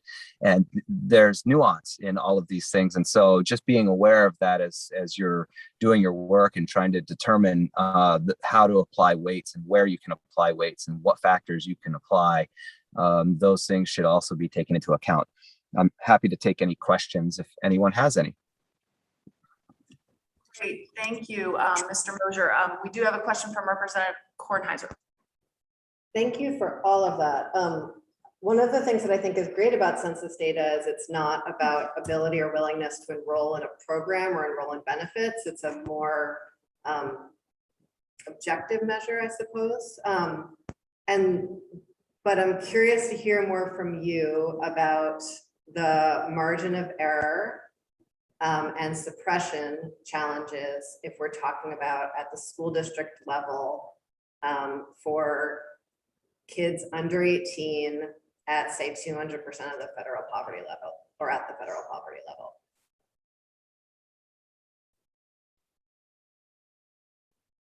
Did you catch that? Mike? Michael, are you still with us? Sorry. There we go. Yeah, I'm still there. Sorry, I had muted. Yeah, that's a great question. With small populations, you're going to have a lot more likely scenario where you've got suppressed data. There are some other data sources that can be used. The SAFE data, of course, but when you start to slice the data out by income level or age group and start to involve other characteristics, at least with the Census Bureau data, you start to lose your ability to run those analyses across all categories that you want to. And so that may be okay. Maybe you collapse some different categories to run your analyses and simplify those analyses. Or utilize factors that you have the data for. The margins of error can be really high, some instances in the state of Vermont with our small communities. And so you could be looking at a data point that has a margin of error that is greater than the data point. So you're so really uncertain about what that number is telling you. So those are factors that play into it. Sorry, can you give an example of what that margin of error might look like? Let me see if I could pull up a data table here. Let's see. For instance, let's see.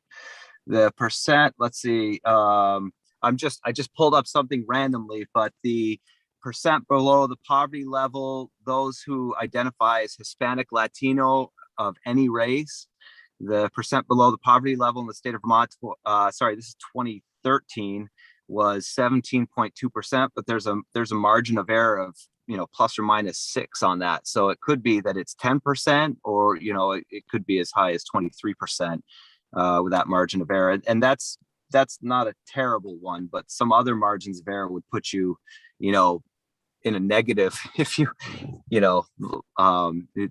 wouldn't make sense statistically or from the data perspective to actually incorporate that margin of error. So and again, the data suppression is an issue for different particular groups. So whether it's a race or ethnic categorization or some other category of population, you may not have any data whatsoever. Are there other questions for Mike, Randy, Senator Brock? Did you? No. Okay. Just one comment, just looking at this table about Vermonters in poverty by thresholds over time. Well, 2 comments. One is that it's so great to see this downward trend. And then, of course, the next year COVID hit. So I'm assuming that downward trend does not continue. And then the other interesting thing about this table is that people in extreme poverty, the 50% poverty level, there's really no movement. We see a decline in all the other areas, but that extreme poverty seems to stay the same at almost 30,000 people, which is also really sad. But have you started to look at the 2020 data to see if the poverty level's starting to rise again? Yeah, so that's a great point that I should have brought up, is that the census data does have a lag to it. And I believe that the 2020 data is coming, it's going to be coming out in September. So it'll be here soon. You know, we have the 1-year data that's available for the state of Vermont. If you know anything about the American Community Survey, you're not able to access anything for most of the state other than Chittenden County, I believe. You have to actually go down to the 5-year level, so aggregated data to the 5-year level. So that ends up giving you sort of it's not really an average, but an average of what the conditions are estimated to have been during that 5-year period. So you get into factors of, you know, the data is being smoothed out over 5 years, which can be challenging, and also just the fact that there is lag time in the federal data in the way that you can access it. So anything that you were looking at sub-state level in the state of Vermont is really going to be ACS 5-year estimates, which is another challenge. Downfall to the data is the lag time when we're trying to calculate school aids. Yep. Other questions for Mr. Mosier at the moment? Okay, thank you, Michael, for being with us. If you're able to stay on in case questions arise, that's great. But if you need to get back to your camping and your vacation, I totally understand that. Thank you again for your time and your work. Absolutely. I'm happy to answer questions offline anytime as well, too. That's great. Thank you. Yeah. The next witness is Erin Olican, and there she is. Hi, Erin. Thank you for being with us. Why don't you go ahead and introduce yourself, and then get right to it. Okay, sounds good. Slides on our website as well. Okay, perfect. Thanks. My name is Erin Olican. I'm the director of the Reach Up program, which is Vermont's TANF program. So I'm here to talk about some of the 3 Squares Vermont data that we have, and also a little bit of the Reach Up data, and then also give a little bit of perspective in terms of, as you're thinking about weighting students, kind of some of the effect of extreme poverty and the really deep poverty that you had mentioned on the lives of these students, that may be something to think about as you're thinking about all of these issues and how we fit all of this data together. So on the first slide that has the chart, this is just really an overall picture of 3 Squares Vermont recipients in the last month. So our data lags behind only by 1 month. So this is June 2021 data. And we looked at, so just for illustrative purposes, we just pulled all children under 18. And we could, of course, and I know Carolyn Long provides data a couple times a year that includes specific ages of children, but just for illustrative purposes, here it is broken down by counties. So children under 18 receiving 3 Squares Vermont benefits, which is under 185% of federal poverty level. So we have just over 20,000 children in Vermont who were receiving these benefits in the month of June. So one of the really important things to understand about this, and I think that this was mentioned by someone, is that there is not 100% uptake in any of these programs, whether it's 3 Squares Vermont or Reach Up. And so it's really important to know that there is a fairly sizable group that is not getting captured here. So if you wanted to look at, so what we do to get a general sense of the uptake is look at the apples to apples. So if we looked at 2019 data and then took census data and then took a point in time of families who are enrolled in Reach Up and or 3 Squares Vermont also in 2019, we can compare those numbers and get a sense of how many of those who would be income eligible for these programs are actually enrolled in the programs. So for Three Scores Vermont, that is about roughly 64% of those who are eligible for these programs are getting Three Scores Vermont. So that would be a middle school calculation in terms of figuring out that additional number that are out there. And so for Reach Up, what we looked at was is approximately 75% of federal poverty level.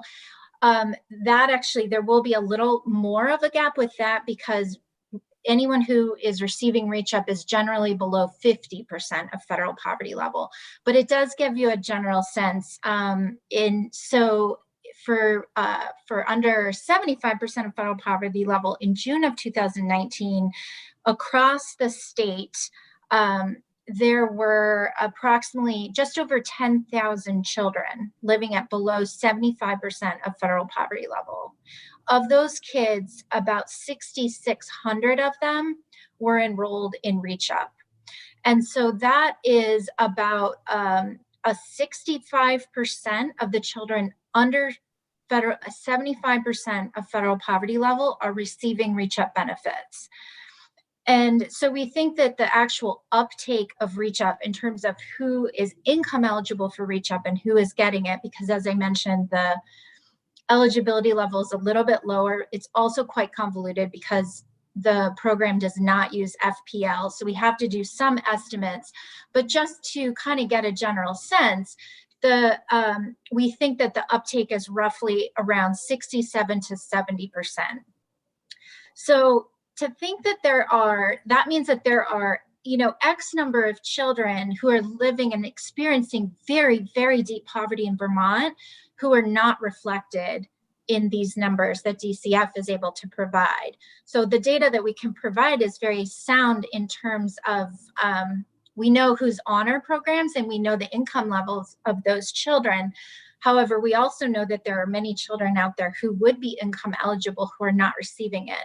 And so that's something to think about when weighting, because we could assume that potentially many of these children who are in this kind of lost donut hole, if you will, are the most vulnerable children in Vermont because they're not connected to the services that Reach Up can provide. They potentially not getting the food benefits that they're eligible for. So that's just something to think about and to consider.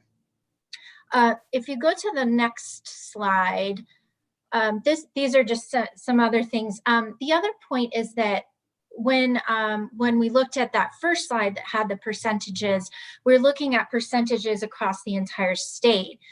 However, you might also think about assigning weight based on regions that experience high levels of poverty, and so, or high concentration of poverty. So if you look at, for example, Essex County, which we know has a much higher child poverty rate than, say, Chittenden County, one of the things that some research points to is that children who are in economically diverse schools and regions and neighborhoods in general do better than children who are in areas of very high concentrations of poverty. And so looking at, just looking at the percentage as a percentage of the state may not be enough, because a child who is, say, who may have the same level of income in Chittenden County as in Essex County, the child in Essex County might actually have an additional disadvantage because they aren't in as economically diverse of an environment. And so they're not experiencing, just by proximity, many of those same opportunities that their peer in Chittenden County could have access to. So that's just one kind of additional thing to think about. The other thing is that chronic poverty equals chronic stress. And so it is something that it translates to increased physical and mental health conditions, and that obviously, clearly affects children's ability to learn and to be present in school and be able to access those opportunities that might be available to them. So those are things that kind of need to be, I think, considered, and those children in that experiencing that deep poverty are the ones who are most likely to be experiencing it as toxic stress. And we have a lot of research, and I'm sure all of you are very much aware of what toxic stress can do to the brain and how it can affect children's development. And then the next thing to think about is the overlap of poverty with other issues. And so is it could potentially be family services involvement, parental incarceration, parental stress and depression. These are just a few examples that in particular tend to overlap with children experiencing deep poverty and are additional stressors in children's lives that are really important to think about when we think about mitigating factors and things that funding may help mitigate for those kids so that they can be successful. And then I just have the next slide. And again, in terms of the mitigating effects, I'm sure you're all aware of this, but just as I was thinking about this from the perspective and the work that I do in terms of policy and program change, these are the kinds of things that we think about a lot in terms of intergenerational mobility and what helps to promote that intergenerational mobility and the role of education in that process. And so things like, we know that when children are connected to resources such as school social workers, doctors, dentists, teachers and paraeducators who have manageable class sizes, but are also trained in how to recognize this toxic stress and be able to see it as, see that when there are behavioral issues or learning challenges, that this is what it may be connected to, and how can we help prevent that or help mitigate that with resources available in those schools. Also, as I had mentioned, economic diversity within schools can be really important and can be a helpful thing for children who are living in homes experiencing poverty. Specific focus on social and emotional development and health and resiliency in every age group is extremely important. And we talk a lot about under the age of 6 and the importance of that, but the brain is plastic and it continues to develop throughout childhood. So at any point along the way, there are many, many things that can be done to help mitigate that. And then the whole family approach is really seeing, the Head Start model of kind of seeing that children don't arrive in school in isolation, they come from families. And so anything that the child experiences, the parent does as well, and vice versa, and being able to see that and to see the impact of any kind of resources that the parent may have access, and vice versa, and how it affects the entire family structure and thus affects the learning of the kids and the ability of the children to perform at that level that we're hoping they'll be able to perform at, to be able to, experience that intergenerational upward economic mobility.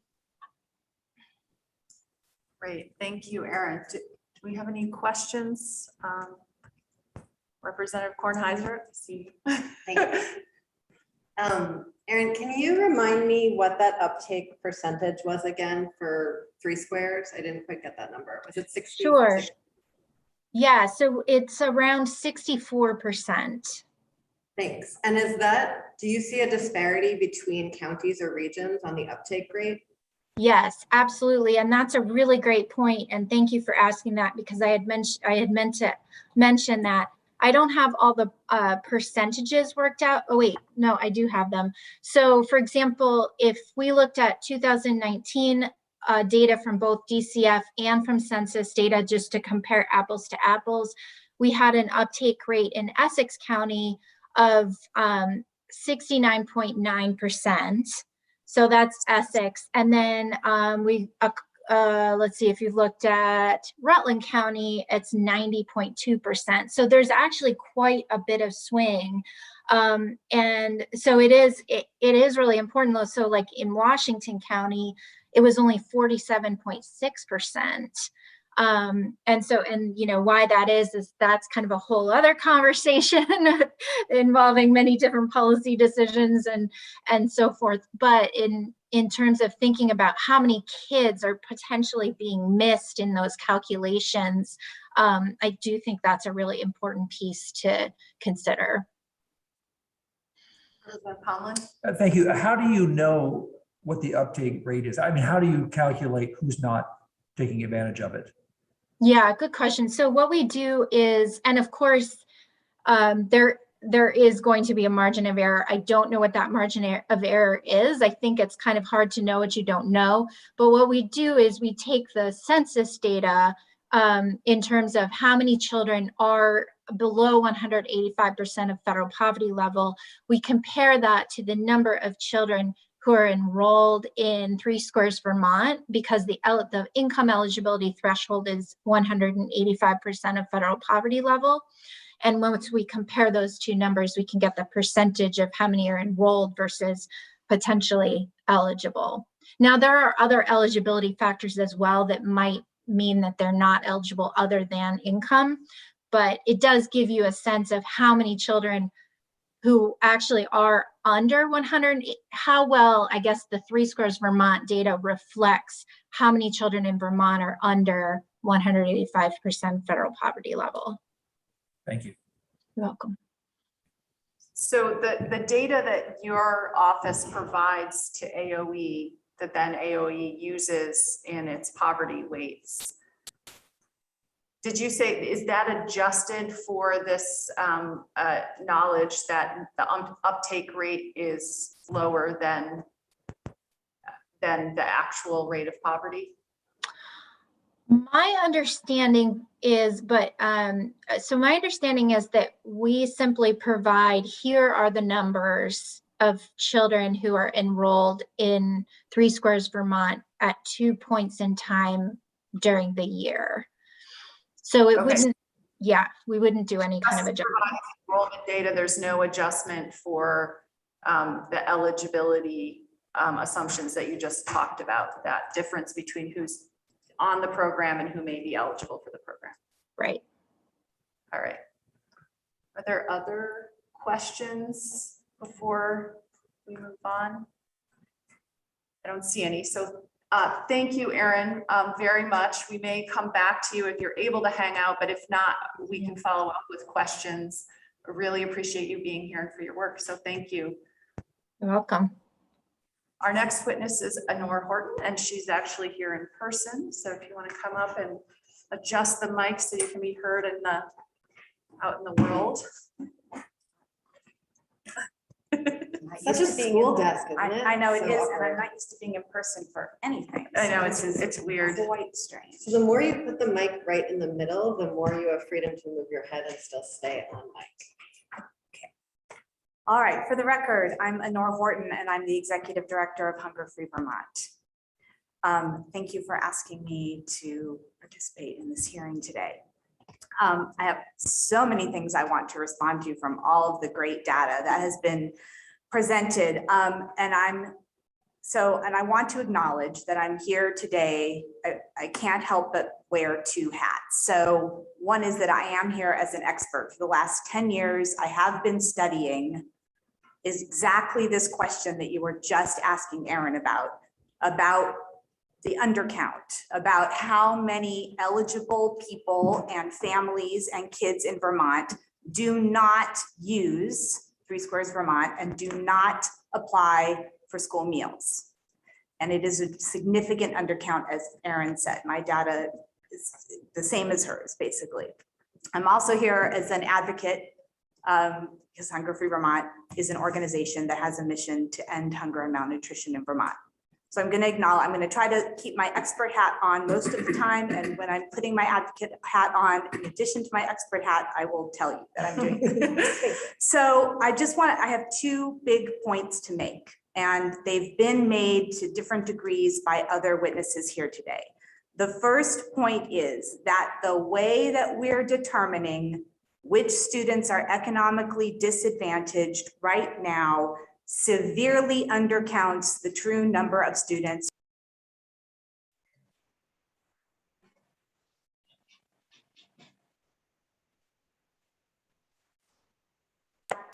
this task force and the legislature and our state has a very powerful and flexible tool available to it that no one has talked about yet today, and that is the alternative household income form. And it is possible for this task force, the legislature, and our state to make your own choices, your own policy decisions about what income cutoffs you want to measure. And it is possible to work with school districts to have school districts require every family with children in public schools to complete a form and indicate those income cutoffs. So you have flexibility beyond the limitations of suppressed census data, the limitations of people choosing or not choosing to apply for stigmatized programs like 3 Squares Vermont or school meals. You have the power to collect this data if the state, as Hunger Free Vermont advocacy hat on, hopes you will do, moves to universal school meals for every student in every public school. You can still collect the data and you can decide what income cutoffs you want to set. Okay, those are my 2 points. So I'll say a little more about that and you can ask me questions about it. So because everybody else has already talked about the fact that 3 Squares Vermont data severely undercounts how many students are economically disadvantaged or low income, I'm not going to go into that any further. I will just say that school meal program applications also dramatically undercount the same kids, although not as badly as 3 Squares Vermont data, because families with children in schools are more likely to complete a school meal application than they are to enroll in 3 Squares Vermont.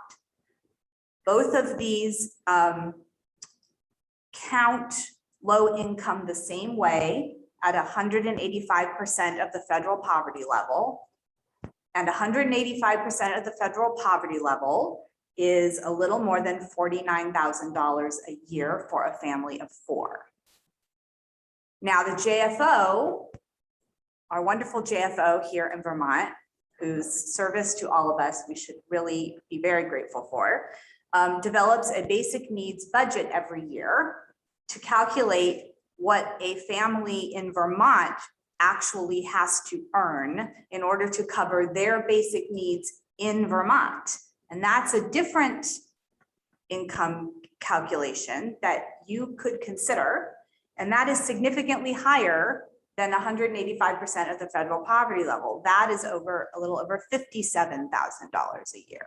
So the difference between a little over $49,000 a year and a little over $57,000 a year is a pretty significant difference for a household that is just trying to cover its basic needs.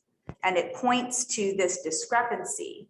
Another way to think about this discrepancy, in 2019, the Urban Institute did a study in Vermont about how many children were actually at risk of food insecurity or hunger, or actually living in food insecure households. And they found that in Vermont, as many as 42% of children at risk of hunger were living in households that were over income for free school meals and 3 Squares Vermont. So that comports almost exactly with the 64% of eligible folks who don't apply for 3 Squares Vermont that Erin just mentioned, right? So, okay. I'm trying to skip ahead here to save as much time as we can for questions. So I think there's a question for the committee, right? I mean, the task force, there's many questions for you, right? But part of the problem here, and this comes back to Representative Kornheiser, you asked very early on in this hearing this morning, what does the money pay for? Like if we're providing extra funding to school districts to address the consequences of having high numbers of economically disadvantaged students, what are they using that money to do for those students? And I think I'm not an expert in what they should use that money for. I'm not going to comment on that, but I think that kind of question is really important, and I'll ask it a little bit different way. What is it that what are the symptoms of being economically disadvantaged that weighting per pupil for low income are trying to correct, right? And some of those are not being able to focus in class, being tardy or having high numbers of days absent, having health problems that keep you out of school or send you to the school nurse on a regular basis, having lower test scores in reading and math than other students. These are some, having behavior problems that disrupt the class and prevent learning from happening for all students, or that require that particular student to be removed from the class for periods of time. So these are the kinds of symptoms that students experience with this, right? So I think it's important to think about what you want to do to like how to mitigate those symptoms, right? That's what's going to enable those students to learn. Okay. And I'll come back to that at the end. So the alternative household income form, I just want to jump to that. And I provided for you all example forms that have all been approved by the Federal Department of Education. They are in use in different states, and I also included the current one that's being used by our own Agency of Education. States are allowed to design their own alternative household income forms. The main reason why alternative household income forms were created by the Federal Department of Education is to deal with the problem of how to calculate Title I funding and other funding for education purposes that comes from the federal government to states or to school districts, really directly. How to calculate that if schools move to a universal school meals model and stop collecting school meal applications, because school meal applications have become this really ineffective proxy for counting low-income students, because we means test our school meal programs over here and in USDA, and over here in the Department of Ed, we send money for education programs based on how many kids are low income. And oh, look, we're already means testing kids in the cafeteria, so let's just use this form. So that has just been sort of historically set as how we count low-income kids for the most part, and it's a really bad measure, and hopefully soon it's going to be gone everywhere. That is our goal, and certainly it's our goal for Vermont, but we don't have to be concerned about that because we have another way to collect that income information, and not only another way, but a much better way. Because while school districts are prohibited by federal law from requiring families to complete a school meal application, school districts are permitted by federal law to require every family to complete an alternative household income form.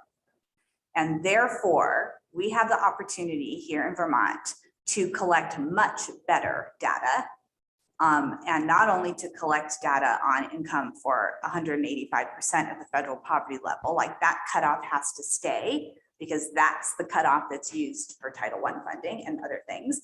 But you could add, as these forms show, a second category of income that could be whatever higher, I would hope, income cutoff you might want to set for purposes of weighting.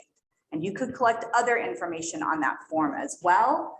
That might be additional information you would want in order to accurately calculate weighting per pupil, and in order to help determine whether there are families who could be connected to Three Squares Vermont, WIC, or Reach Up who aren't being connected. So all of that could be done with one form that every family would complete, which would alleviate the stigma of filling out that form, and would free school districts to make choices about how they want to operate their meal program totally separate from that, and would all around be a very good thing.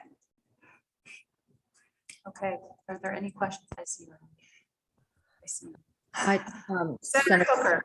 Thank you, thank you, thank you, Honora. I'm curious to know, and maybe I missed this, how you've collected the data about the 42% of kids living in food insecure homes that are not taking advantage of 3 squares, or that are over the qualifying income.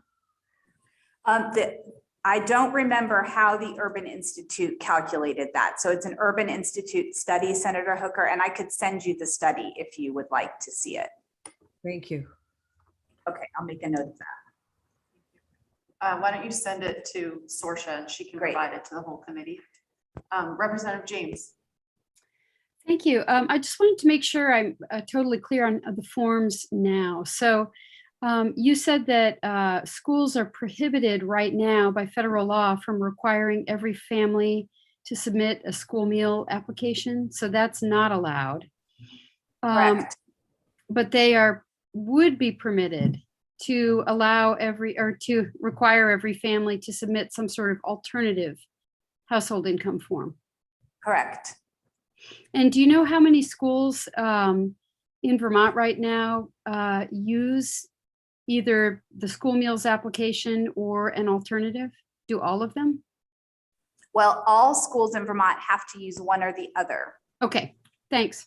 So yeah, and we have about 25, before the pandemic, we had about 25% of schools in Vermont were providing universal school meals already. And those schools are already using alternative household income forms. And the form they're using is a form that's designed by the Agency of Education, and it's included in that packet that I provided. And that design is fine, but another design is also permissible, right? So the state can design a form. The state has a lot of leeway to design the form the way the state chooses to do that. The state cannot require districts to require the form. So the federal government prohibits the state government from requiring school districts to require the alternative household income form, but school districts are permitted to require the alternative household income form. And if that form was going to be used to determine weighting for pupils, all school districts in Vermont would very likely require everybody to complete that form. And in practice right now, every school in the state is using one or the other already. Yes. Okay, thanks. Senator Perchlik. Thank you. I had a question on, so which form is the Vermont form? The first one? The last one. The last one. Okay. And the second question is, I don't understand the 2 categories. So like the first one has 2 categories. I think another one has double categories. I don't understand the difference between what. Right. So if you take a look at Vermont's form, so it is the last one in the packet. It is the one that has orange on it. It looks like this.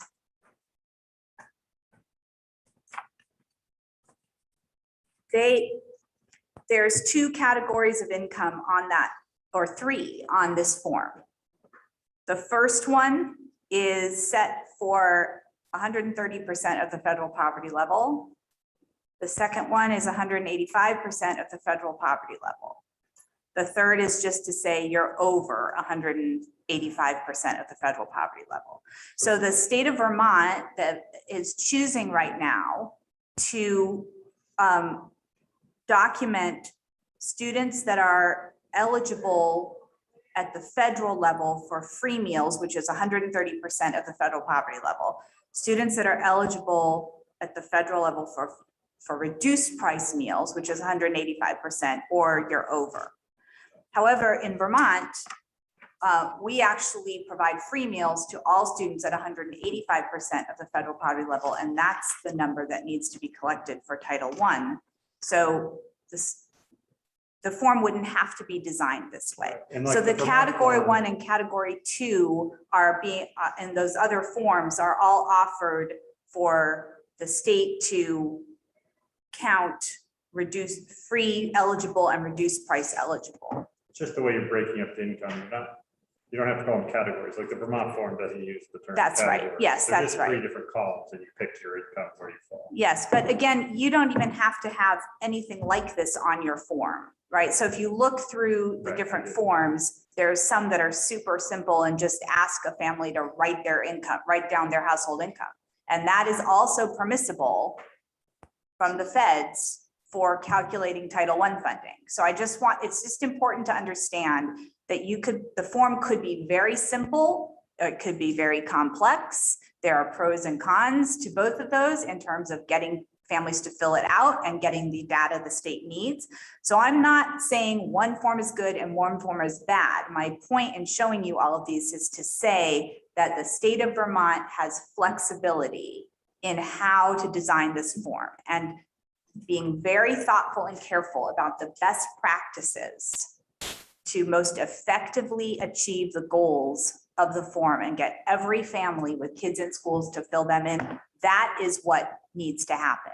To be very, very thoughtful about how to create this form is going to produce the best result for whatever the goals are that you all choose to set for this form and the data that it collects.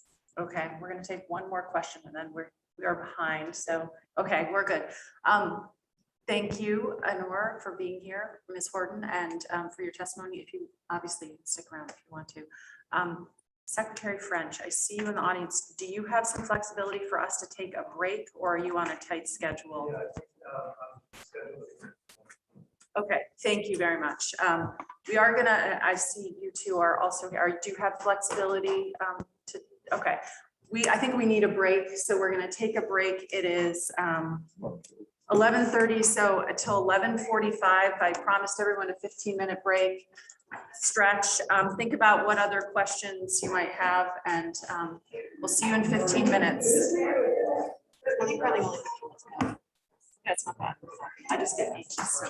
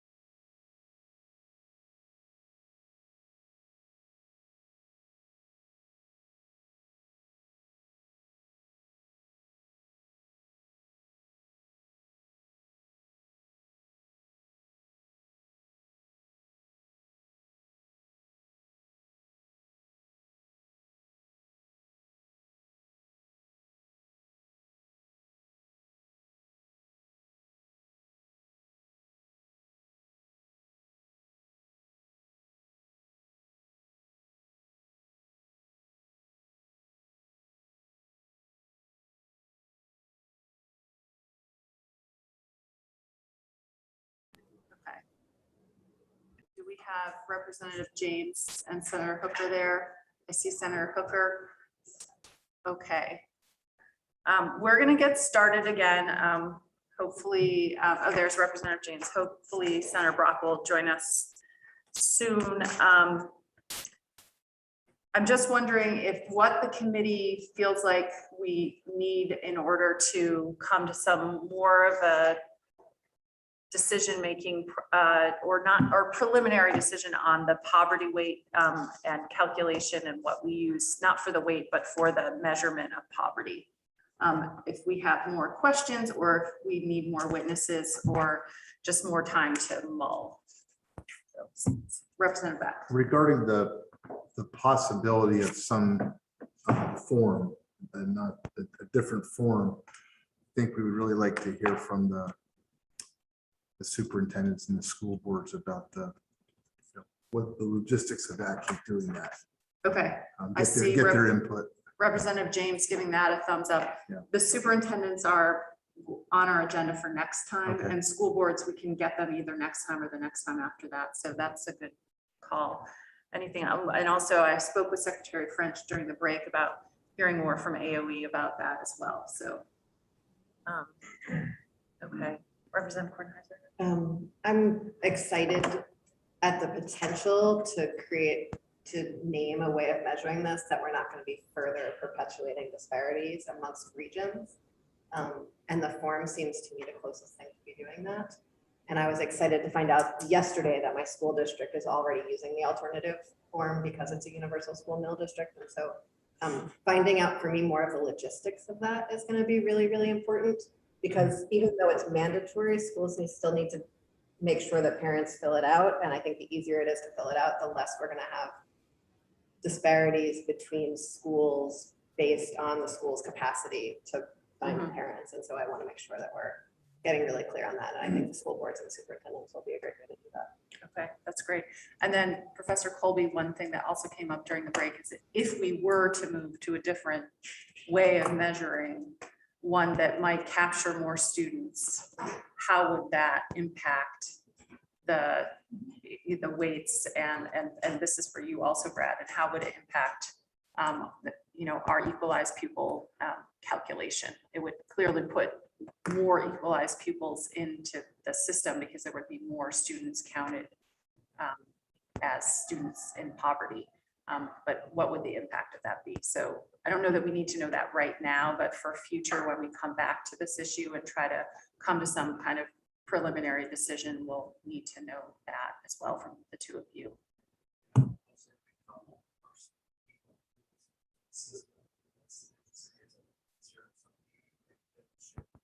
Okay, fair, right. After the equalization ratio. Yeah. Okay. All right, but if we could get more information on what would be the impact, that would be helpful. Okay, does that sound like a good plan for this area? Sorry, it was Senator Brock. Okay, we're going to get more information and come back to this issue at probably our next meeting. So right now we're going to move to a conversation about English language learner. And we're going to start again with Professor Colby and Brianna Parker from JFO after Professor Colby to sort of set the stage, I think. Yes, to set the stage for this conversation. And then we'll hear from some school districts and the secretary as well.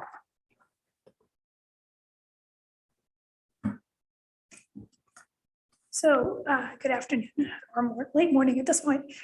Just a few quick remarks with respect to what the report in fact does and says with respect to English language learners. So our risk analysis did identify English language learners as a group of students for whom the cost of equalizing opportunity is higher. So that's the first thing that we need to note, right, from the risk analysis. Our study then estimated what that cost differential would be in dollars. That's provided in Appendix B, and then we translate that into a weight. There are several different possible weights available in the report for your consideration based on whether or not you move to a model where weights are applied at the school level or whether or not they're applied at the district level. So the report does address this. They are a group of students for whom additional resources are necessary. We do estimate a cost differential for those, and we do estimate weights. The one other thing I want to just quickly say with respect to English language learners, and this is in response to specific questions that have been posed to me about whether or not, or to what extent it might be appropriate to provide a categorical aid program for English language learners as opposed to incorporating English language learners in an equalized pupil calculation or some other weighting scheme. And I think what my response to that is going to be that ultimately is a policy decision. Categorical aid programs are one tool in the toolkit for providing additional resources to offset costs. But I think we have to think about more broadly when categorical aid programs are more appropriate. And I did put together a few slides that draw from the literature, and they are up on the website if you'd like to join me. And I think these apply to the conversation around ELL, but they apply to the larger conversations that I suspect you'll have as well. First of all, what is a categorical aid program? And Senator Perch, this speaks to your question. Typically, we think of a categorical aid program as a program that provides dollars for specific or targeted purposes or groups of individuals or jurisdictions. So it is not in the basic aid formula, right? It pays for dollars. Now, to your question, Senator President, they may be a separate appropriation, they may not be, but it is not part of the general operating support.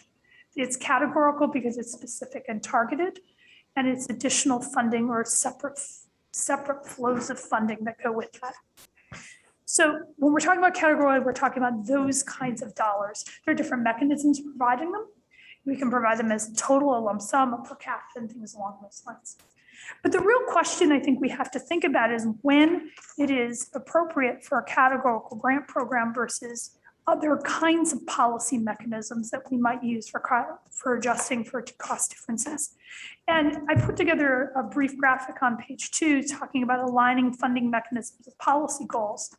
Again, when the goal is to equalize costs generally across districts and schools for the purposes of equalizing spending and tax effort and opportunities to learn, we generally think about cost adjustments that are embedded in a general education funding formula.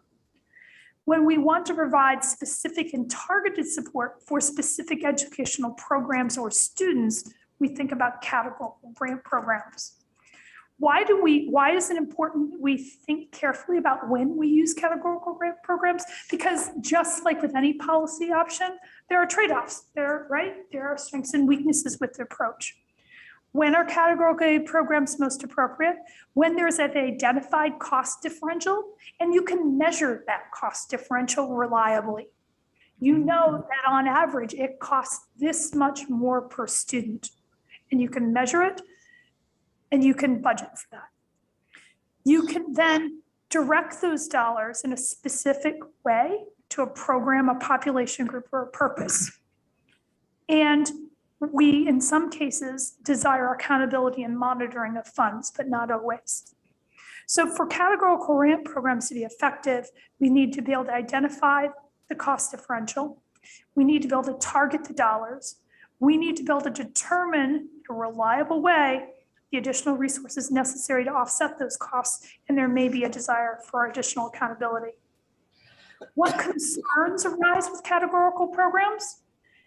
First, it's challenging to establish appropriate funding levels. And we've seen this even in Vermont with the small schools grant program over time, and special ed to some extent, right?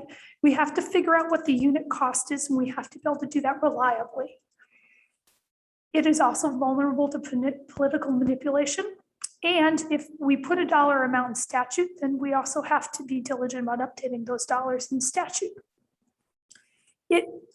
We know from the research literature that categorical programs may, not always, but may create program silos that are undesirable, right? And it can make it difficult for schools to blend and braid funding in ways that promote efficient program administration and design. Third, it's additive. And in Vermont, this is particularly important for us to consider. In other states, categorical funding is oftentimes applied to a consistent base of spending. That is not the case in Vermont. So if we were to provide $500 additional for a student, for example, an English language learner, that $500 would go on a very different base of funding by school district and probably would leverage different kinds of services. There are also issues of economies of scale and scope, right? $500 is not $500 in every district. We also have to be wary of the fact that it may increase average proposal spending levels statewide in Vermont because of how our funding system works. We're essentially adding more dollars into the system, right? Which is by definition, unless we contain spending other places, will raise average costs. When we raise average costs, that has implications for tax rates for everybody because of how the ed fund works. It creates administrative burden and cost for the state, for districts and for schools.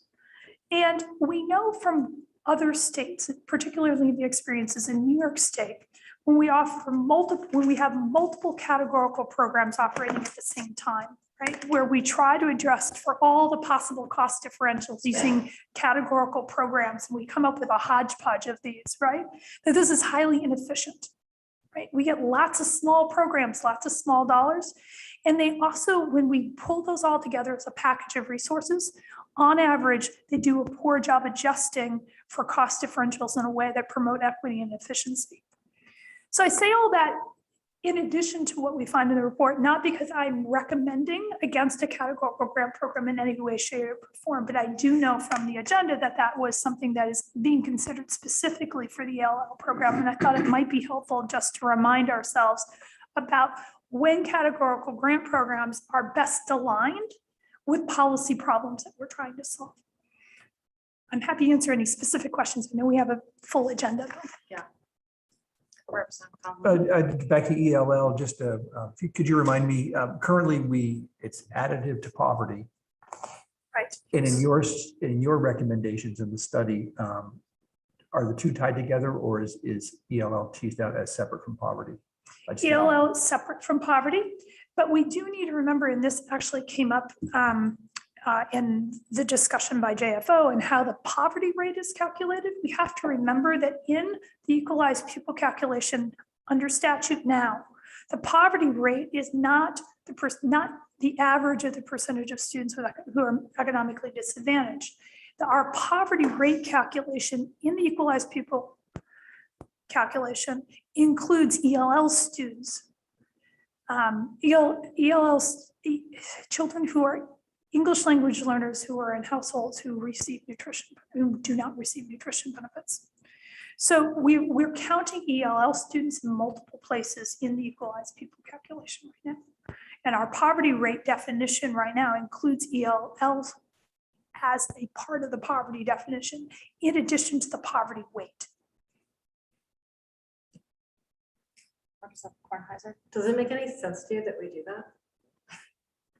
I don't know the origins of why that might have occurred. My suspicion is that in 1997, that our ways of measuring and identifying students who are economically disadvantaged was a concern, and that at that point, there was concerns about how we were also identifying students who are English language learners. And so the compromise, I suspect, is that in order to err on the side of being more generous in identifying particularly at-risk students, that was incorporated, but it's not something I've ever seen in any other state. And then, sorry. No, go ahead. When you model out the cost of educating English language learners, is there sort of I'm not quite sure how to phrase this, but the idea of sort of the cost of individual interventions versus school level interventions, is that something that you've looked at for English language learners? And is there, you talked in the study about sort of the thresholds for when something sort of tips over into a school level intervention? So let me break that question down in a couple different pieces. So first of all, our cost estimates, right, are the cost at our student level costs, right? So what's the cost difference between a student who is not economically disadvantaged, non-ELL, non-special ed, not right, like always, like that's our baseline. And then this is our cost difference of what it would take for an English language learner student to achieve at common outcomes with non-English language learner students. So that's what that cost differential is. We do know from the research literature that schools and districts that have higher concentrations of students living in poverty and higher concentrations of students who are English language learners systemically implement different policies, programs, and practices than schools who have lower incidence, right? So there are concentration effects. We did in our study test for concentration effects for both economic disadvantage and also for ELL. We did not find concentration effects for ELL in the state. That said, that's not unsurprising because our ELL students are not equal, are systematically distributed into a few districts. And so it was probably the case that the statistical models would not have picked those up because in any meaningful way, because we just don't have a large enough count and because they're concentrated pretty much in 4 or 5 districts. Did I get all the pieces? Senator Perchlik? So the transportation funding, you put that in as a categorical aid, or is that something, do you define that as a different type of? That is not provided as general operating support. That's provided as a separate program outside of the operating support. And so in the equalized, in the current funding system, that aid comes off the top before before tax rates are calculated, just like federal dollars and other things. So that is a categorical aid program for the purposes of our analysis. And if we did a reimbursement for ELL, would that be a categorical aid? Yes, it would operate very much like our existing special education program does, although, we're transitioning a census block grant, but, our existing, right? So what you do is it would look very much like what we do for special ed. You spend this amount of dollars. That might be more challenging to implement that kind of model for ELL students as opposed to students with IEPs, right? Because with students with IEPs, we have a prescribed set of services. We have an IEP. There's a different accountability system. I don't know off the top of my head how we would arrange that. The other thing is for the purposes of federal accounting under IDA, we also have to account for dollars in students. The accounting is it isn't the same for ELL. So we likely would create a new accounting structure by doing that. Doesn't mean you can't do it. It's just, there are trade-offs with that. Any other questions for Professor Colby? Thank you so much. Thank you. And next we're gonna hear again from Brianna. Are you up there? Yes, there she is. It's like magic. You just pop up. Yes, well, thank you very much. If you all would like to pull up the English language learners by district, it's towards the bottom of the webpage with my name on it. This is really just going to be taking a look at the data. So it's similarly arranged table. So we've got it organized by county alphabetically, as well as the school district name and the towns that send students there. And then the far right columns are the counts, so the number of students that are English language learners by district, and then the percentage of districts rounded up to 1%. So you'll see a couple that are zeros because they only have, maybe 1 or 2 ELL students. That's going to end up being less than 0.5%. So in total, there are 1,801 English language learning students in the state of Vermont in FY22, the most recent year that we have available.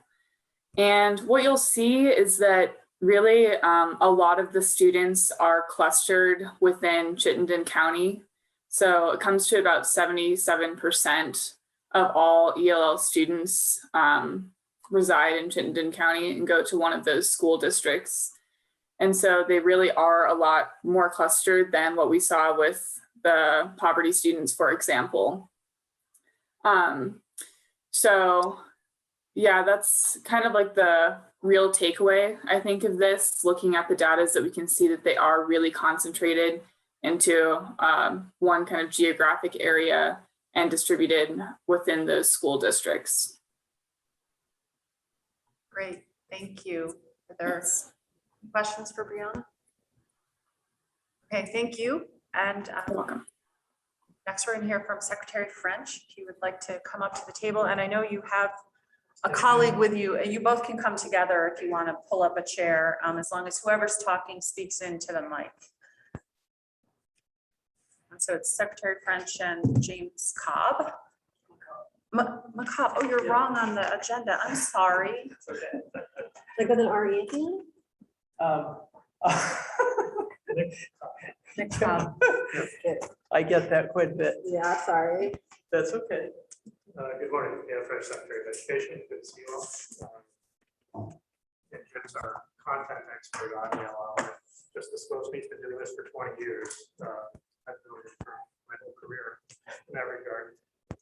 Jim, we're prepared to sort of provide a general overview, I think, of how the program is administered and give you a sense, maybe how things, from your perspective, how things are laid out around the state, and maybe 10 minutes of background. That's great.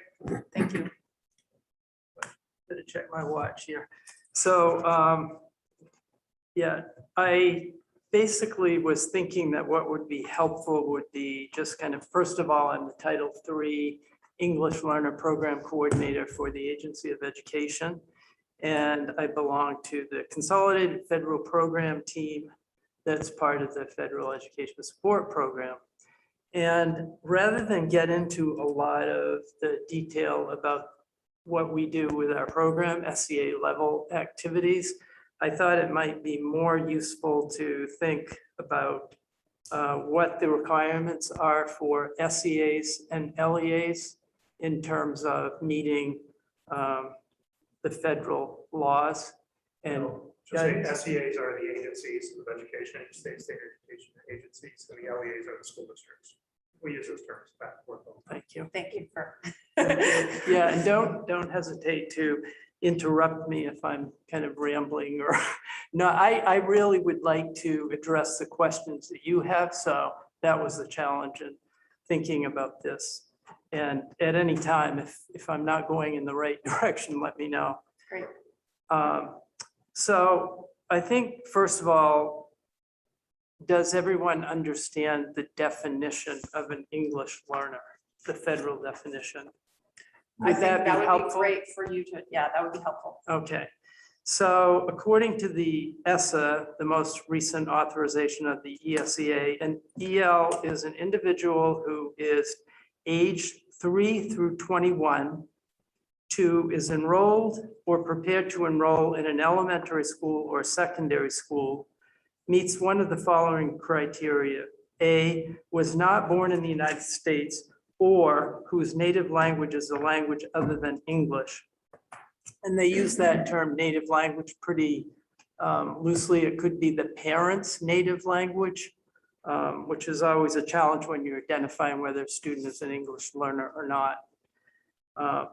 Is a Native American or Alaska Native or a native resident of the outlying areas and comes from an environment where a language other than English has had a significant impact on the individual's level of English language proficiency, or that is not a real big issue in Vermont, just because we don't really have many students from that profile. The third one is migratory, whose native language is a language other than English and who comes from an environment where a language other than English is dominant. And 4, so this is the other piece of it.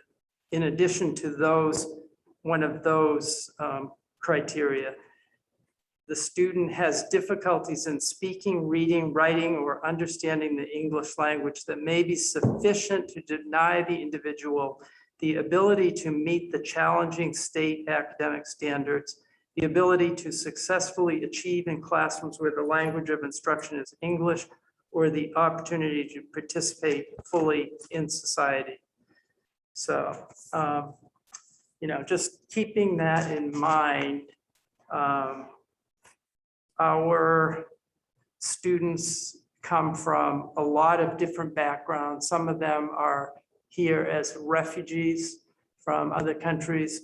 Some are immigrants. Some are US born language minority students, multilingual students whose parents speak another language.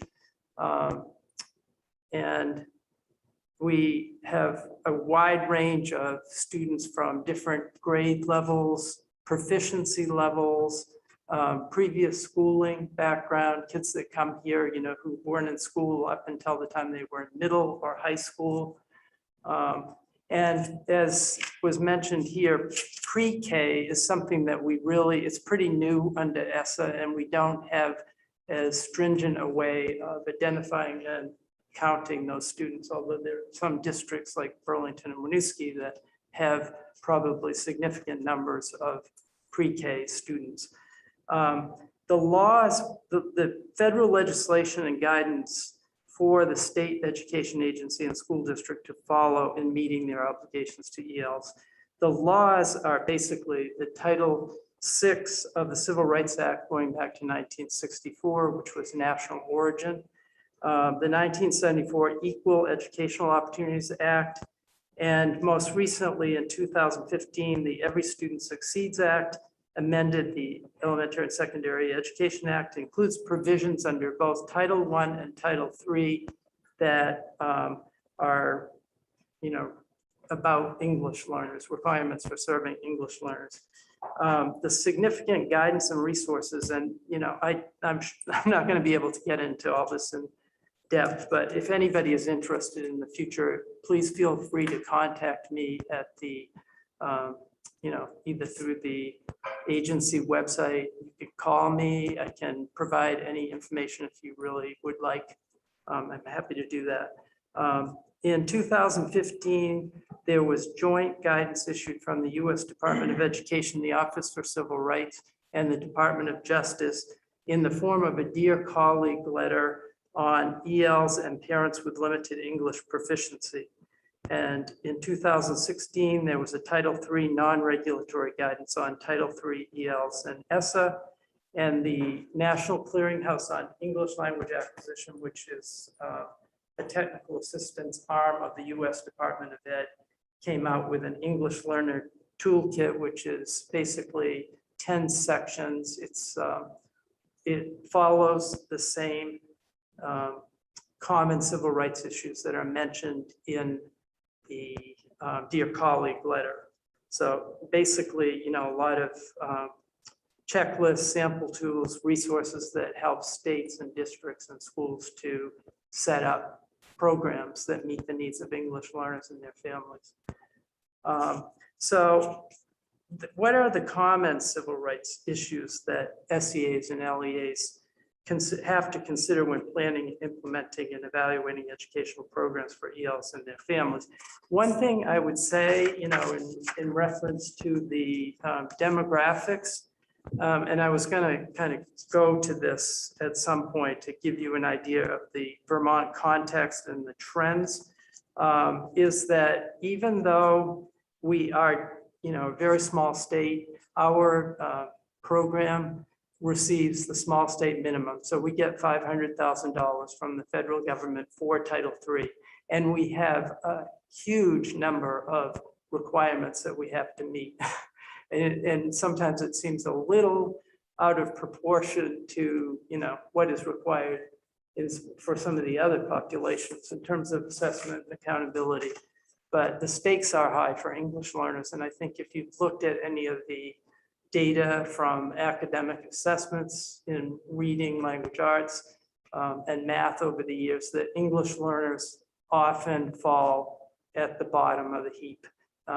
And partly because by definition, their English is limited, and that doesn't mean anything about their intelligence, And so that's a really important thing to remember in terms of providing services, that we are not dumbing down the curriculum for English learners. We need to provide a level of instruction that really is rigorous and that helps them to, gives them the time that they need depending on the proficiency level that they're coming into the program.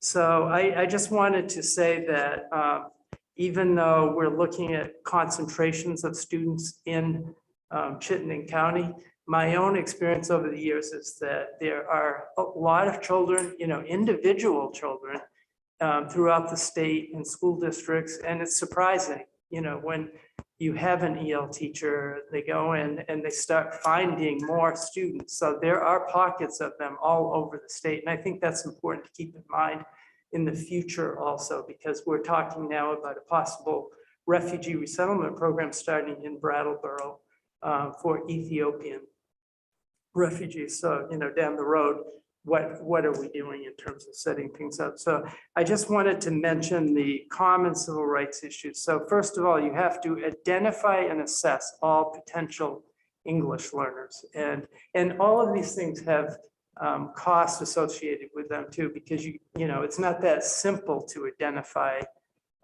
and screen students. You have to have qualified personnel. You have to have the appropriate, valid and reliable assessments and screening tools to do that. So once you're doing that, you have to make sure that you're providing ELs with a language assistance program, that's appropriate for their level of proficiency, their educational background, their language background. And that can vary a lot from student to student. And that's why the federal legislation actually says that, the program, they don't dictate any particular program. Some states have their own laws that set more strict parameters around what you do, for a language instructional program. Ours, we're a small state and we have limited resources and we haven't prescribed that way. And districts like Burlington or Winooski or whatever have some expert, really excellent educators and administrators who have been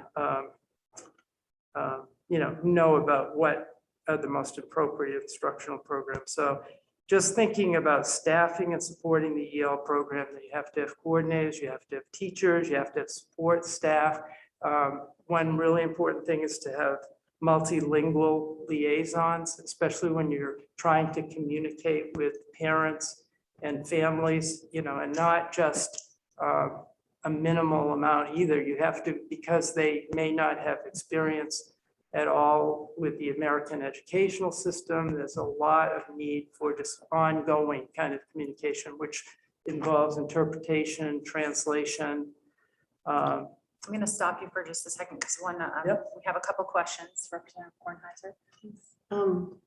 I appreciate what you said about sort of, you didn't use this phrase, but I think of it as future proofing, whatever work we do now. And, with more refugee resettlement, I think nationally, we're going to be seeing in the next 4 years. I know Brattleboro is looking at it. I imagine that some of the folks who are living in Chittenden County might start leaving Chittenden County for other regions of the state. And so I'm curious to hear from you, one, about differences that you've seen regarding educating children of migrant farmers versus refugees in terms of sort of cost really and logistics, and then also what things look like at scale, say in Winooski versus very much in some of these districts where you're seeing, maybe 5 kids in a school or 1 kid in the school, and what that looks like in terms of cost, burden, and logistics. Yeah. Questions. I think as far as the population, you were asking the populations require different types of services, migrant students, for example. And I mean, the migrant population, school-age children, is quite a bit smaller than the refugee immigrant population, but then it tends to be Franklin County, Addison County, Northeast Kingdom somewhat, a little bit down in the Windham County area. And of course, they tend to be Spanish speakers. So there are some services provided to them through the Vermont Education, Migrant Education Program. But the number of those students is much smaller at this point. I mean, I couldn't tell you exactly how many there are, but I think they tend to be in the districts where there's a lower incidence of students. And so that gets to that question about the cost. What I see is, I mean, in a place like Burlington or Winooski, you have such large numbers of students and such diversity of languages. Like they have Karen speakers, they have Somali Bantu, they have Somali, they have Iraqi students. So, and they're constantly changing when there's an active resettlement, right? This past administration, it has definitely dwindled, but there are still preschool, children who were born into families that speak their own language at home, starting school. And I think that the refugee resettlement program is also going to become active again. So I think one of the things about the cost factor that's difficult for the rural districts is that if they have students in far-flung schools, all in the same district, and that person is itinerant and they have to go around, trying to figure out how to provide If the services. staff person is. What's that? If the staff. The person staff is- person, yes. If they have to figure out how to provide services that are really going to have an impact, because, with language support, you need more than 1 hour a week. And for some districts, that's kind of what they think, they can do an assessment and they've met their requirement, which is not really the case. But as you can imagine, with the Office for Civil Rights, they're going to focus more on larger districts than they are on students in those kind of districts. But I maybe, just in terms of the trends in Vermont, what I have seen is that 30% of the ELs in a district, 30% of the ELs in the state are in a district with 500 or more students. And there's one district, that's Burlington, that would fall into that category. 41.4% of ELs are in districts with 100 to 499 ELs. So that's what Brianna was saying about Champlain Valley School District, Essex Westford School District, South Burlington, Winooski School District. Winooski is the second largest, has probably around 300 students. And one other thing I would mention here is that there are also, beyond that number, she used 1,800. I mean, there's a requirement that all students be assessed annually for English language proficiency. And because of remote learning, a lot of students did not participate in that way and didn't test. So we had about 1,500. I mean, that was a pretty good amount. 1,500 students who did take the annual assessment. But there are also students who are former EL students. So they might meet the criteria that we have for language proficiency. That doesn't mean that they're academically proficient. And the reality is that a lot of times they start out and there are years that go by where they're not really getting content instruction in their native language. And so they're behind, they're always having to do more work if they're really going to catch up with other students. I mean, when they do meet that criteria, often they are performing at the level of their their English-speaking peers or higher. But our criteria are quite high, and it can take a long time. I mean, the research is 5 to 7 years if you're entering the system at your appropriate grade level. So if you haven't been in school or whatever, then that. So I just have a couple questions, and then if nobody else has questions, did you provide us written testimony? I don't see it on our website. I see you reading from something. Is that something you're willing to share Sure. with us? Yeah. Okay. If you could get it to Sorsha, she can share it with the committee. That would be great. You mentioned that we get this $500,000 in federal aid through Title III, and that there are pretty stringent requirements, and I'm assuming reporting requirements. Are those reporting requirements for both AOE and at the district level, at the LEA and the SEA That's level? right. And That's right. so I know that the districts that have a lot of students have to do that reporting. Do every district that maybe have 2 students, are they required to do the reporting? No, that's a really good question. So, I mean, another thing to mention about the federal programs, Title III program in order to be eligible for a subgrant. So out of that 500,000, 325,000 is subgranted to the LEAs. And in order to qualify for one of those, you have to have at least enough students to generate a grant of $10,000.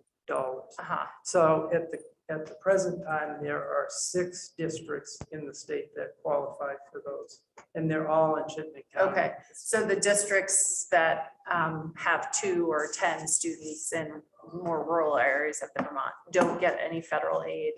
And then they don't have the reporting requirements either. They don't get any federal aid other than through Title I. It is possible to use some of those funds for English learners, since a lot of the requirements shifted under the reauthorization. The assessment and accountability requirements, the annual, are now under Title I. Okay. And do all the districts, regardless of whether they get the Title III funds, do they have to meet the standards for the Yes. program? So if you Yes. only have 2 ELL students, you still have to It's have still a part of the program that state plan meets, and yeah. accountability. And they do have to be, identified, they have to be screened, they have to be assessed annually and meet the criteria. They're supposed to be receiving appropriate language assistance program during that time also, because otherwise they're not necessarily going to progress, right? And then once they meet the criteria, they're supposed to be monitored for a 4-year period. We're supposed to report on them, disaggregate data. We're supposed to be keeping track of students who are long-term English learners, so they've gone over the period of time that's considered And how allowable. do you keep track of those students? Are there We are part there of assessments along the way for the students, or? I should have mentioned, this is really important, that we're part of a 40-state consortium called WIDA, W-I-D-A, which is based out of the University of Wisconsin Center for Educational Research. We joined that in 2004 because of the requirements under No Child Left Behind to develop common English language proficiency standards for K through 12. So they are English language proficiency standards for listening, speaking, reading, and writing. And those are the basis of the English language proficiency assessment that we use, called Access for ELLs. And we receive a lot of benefits from being part of that consortium that we would not be able to, handle on our own. And one of the things is that we have an online assessment now. We also have alternate assessments for students who have significant cognitive disability. So that's another piece. The special ed is another piece of English learners, that's makes things more challenging. There are some that are students who are cross-identified as both ELL and special education. That's right. Yeah. Just a note, we are rescheduling our witnesses for the final thing. Secretary French, since you're here, if you want to speak to the EQS stuff, then we'll have you go today since you're here. But our other witnesses we're rescheduling since we're behind. So we'll pick those up on our August 12th meeting. Just want to know if anybody else has any more questions for Mr. McCobb. Just one second. Kath or Cheryl? Okay. Representative Kornheiser. This might be more a question for Secretary French. I'm not sure, whichever one of you want to answer, but the idea that I'm very excited about child noises. I haven't heard one in real life in a long time. The idea that students who are English language learners are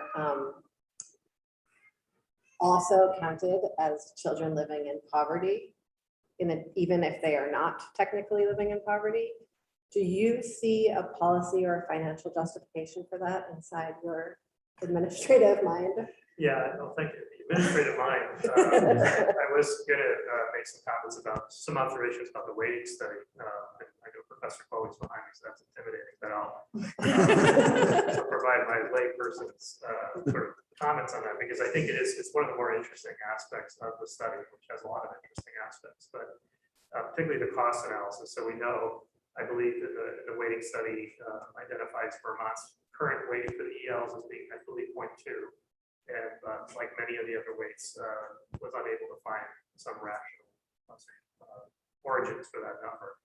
But when the cost sort of model is applied, trying to be derived, as Professor Colby said, the report provides multiple options in this area, precisely, I think, because of the regional cost models. As part of what the study does is it looks at Vermont from a cost perspective, but also considers regional cost issues. And the landscape is so different in Vermont compared to New England states, in particular, the density, population, and some of the issues. You know, you were teasing out about what does it mean at a rural location to administer a program with 2 students. Conceivably, they're likely to speak Spanish, so you can imagine that other resources available, but still a strain on how to stand up a program when you have 2 students versus a large program with the diversity of multiple languages. And you know, some of those aspects are very sort of unique Vermont situations compared to the New England cost numbers, which are provide from large density populations and urban and so forth. So just to underscore, I think your point, Representative, about future proofing or looking to the future, I think one of the considerations in this area around rates to really think about not so much how our population of Vermont might become more diverse. I think that's no doubt going to be true, but also to think about how we address this issue of this regional variation, which is really it's significant and fairly unique. I mean, from a cost perspective, I think the other point I would tease out, Jim, and feel free to correct me, but you know, the affiliation with WIDA, the state picks up considerable cost for that. So the districts, you know, we start talking about the civil rights responsibilities, assessment, and so forth. We've also leveraged that sort of consortium approach or that central approach to have the state pick up the tab for some of those services. Right. That's true. Yeah. And there are some federal funds that have been available for that purpose. Like we can use state assessment grant funds also to support the development and the administration of the assessment. So we are able to cover that cost for districts. I mean, that's for all districts in the state, which they would otherwise still be required to pay for if there weren't such funds available. That can't be paid for at a Title III. There are certain things that can't be paid for at a Title III either. Are there some regional programs? So, you know, like a Windsor County program that covers the school districts in Windsor County? Secretary French, can you move the mic closer to you when you're speaking? Sure. Thank you so much. I'll let Jim chime in. I think, you know, one of the dynamics I've observed in my career is the centralization of these services at the supervisory union level versus the school district level. So that's a very real phenomenon where I think Jim made this point. Once you bring in a resource like someone who's skilled at doing the identification, you tend to find more. So it is a function of having a resource. And I think that's directly related to centralization, particularly in multi-district supervisory unions that are in a large geographic region, where previously individual schools might have to go out and stand up a program. As those things became more centralized, you tend to build more capacity to do the assessment, which in turn leads to more identification. Right. And then figuring out how to staff the direct instruction. Yeah, I don't know if you have any other regional. I'm sure the Chittenden County folks work together quite a bit. And Oh yeah, they have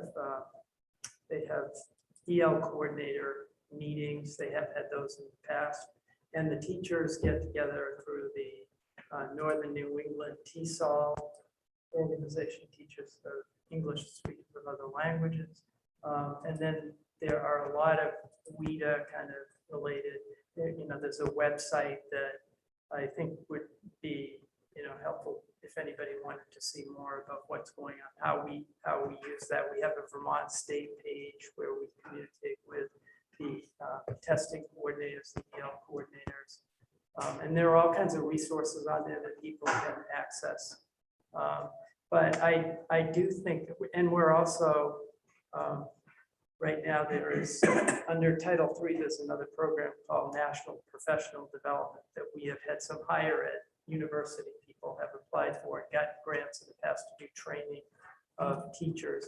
And that's something right now, there's a competition going on There's a group from Rhode Island that actually, it's called Project Excel, and they wrote a grant for Northern New England, just Maine, New Hampshire, and Vermont, to try to provide some kind of professional learning that would be available for general ed teachers, because that's another really big area of need that, I mean, it's just, there's a lot of competition, you know, for professional learning anyway, but English learners, in order for them to have real access to the curriculum and extracurricular activities, Right. that everyone needs to be supporting them. It can't be something that's isolated to Right. EL teachers. That's the goal. Unless there are questions, I think we're going to move on to hear from our school district folks that are here. Oh, I'm sorry. Their responses to your question covered my question. Oh, perfect. Thank you. I'm sorry. I forgot to call on you. Sorry, I was so long. No, you were fine. This is a new area for many of us. And so I think it's helpful to have that background. If you're able to stick around though, in case questions come up after we hear from the school districts, that would be great. Are you able to stick around and then maybe come back up, or what's your schedule? Probably not. At 1 o'clock. I have Okay. hard. Would you be able to come back on the 12th? Sure. To talk about the EQS stuff? And I provided written testimony as well. Yeah, so I you saw have that. That would Okay. be great. Yeah, happy to do that. And then I think we can bite off that in one Okay, meeting. sounds good. I'll stay till 1 o'clock. Great, thank you. Thank you so much for both of you. Our next witnesses are from the school districts with the most numbers of ELL students. Superintendent Tom Flanagan from Burlington and Sean McMahon from Winooski. And Sean, do you want to come up, or you can come up and sit together? And I think Sean is going to cede his time to his business manager, who many of us know well, Nicole Mace. But we're going to start off with Superintendent Flanagan from Burlington. Thank you both for being here. Excellent. Thank you so much for having us. We appreciate the opportunity. Good job with the mic. That work? Okay, Yeah. good. So we submitted a couple of documents. There's a letter from Superintendent McMahon and myself and the PowerPoint. So I'll use the PowerPoint as an anchor to talk, and then keep that relatively brief, the kind of presentation of material. And also want to make sure that I recognize that we have our EL director, English language English learner director, Miriam Etisham Keating, who's on the web here to answer any questions that may come up as we move on. So I really want to thank you all for taking up this important work. It is really critically important, we think. I'm going to be representing both of us. Sean's my mentor, actually, so this is a little he'll give me feedback afterwards. And we also appreciate your support over last year. I think these two things are somewhat connected. The fact that you're taking up this issue of equity in budgeting and the support that we received from Secretary French and the AOE, from the governor. We in Burlington personally received support, and your support through the pandemic. It has been truly real important for us.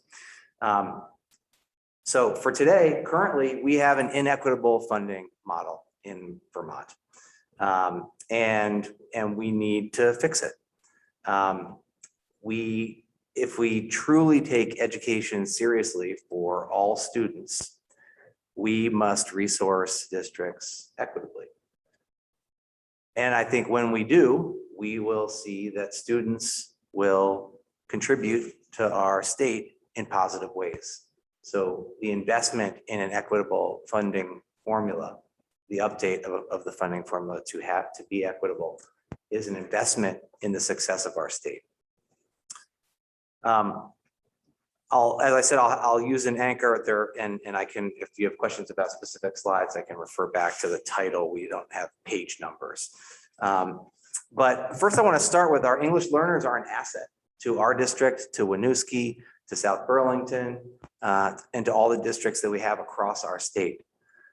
They bring language, culture, and a commitment in Burlington and Winooski to the betterment of our school district. We have students who have been state board reps who are English learners, who have been presidential scholars who are English learners. who have been Fulbright scholars, who are going to the top colleges in the country. And all that, even though we are not investing in the way that I think we really should be in the success in their success. Our students also have really diverse needs. So in order to support inclusive and equitable communities across Vermont, we really need to invest. And I think it's important, and I appreciate the opportunity to talk to you about this and that you are listening to what the needs are for English learners, because they're really complex, they're really vast, and they're not understood broadly. So they kind of bucket in a number of different areas. The first is in student learning. So one of the things that we have to make sure is that our general education teachers have the skills to work on language acquisition with our students. So that means our English learner students, or we call our multilingual students, because they are emerging multilingual, or many of them are already multilingual, are in general education classes for the most part. And they receive services from EL teachers. So we have to make sure that student learning that is important for every student is also supported in a general education classroom. And those are simple things like making sure that students have the opportunity to talk to each other in a supported way. The second big area is English language acquisition. So obviously one of the core goals for English learners is to become proficient in English. As I said before, many of them are multilingual, and with the right supports, we'll pick up English quickly. But we know to exit from EL services does take on average 5 to 7 years if you get the services you need. So it takes time, but it's possible. The third big area is family engagement.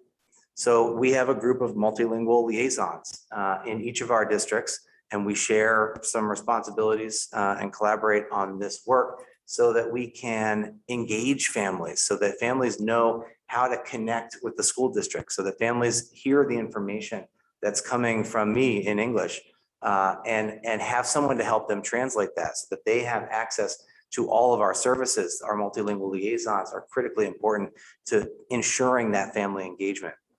In addition to that is communication.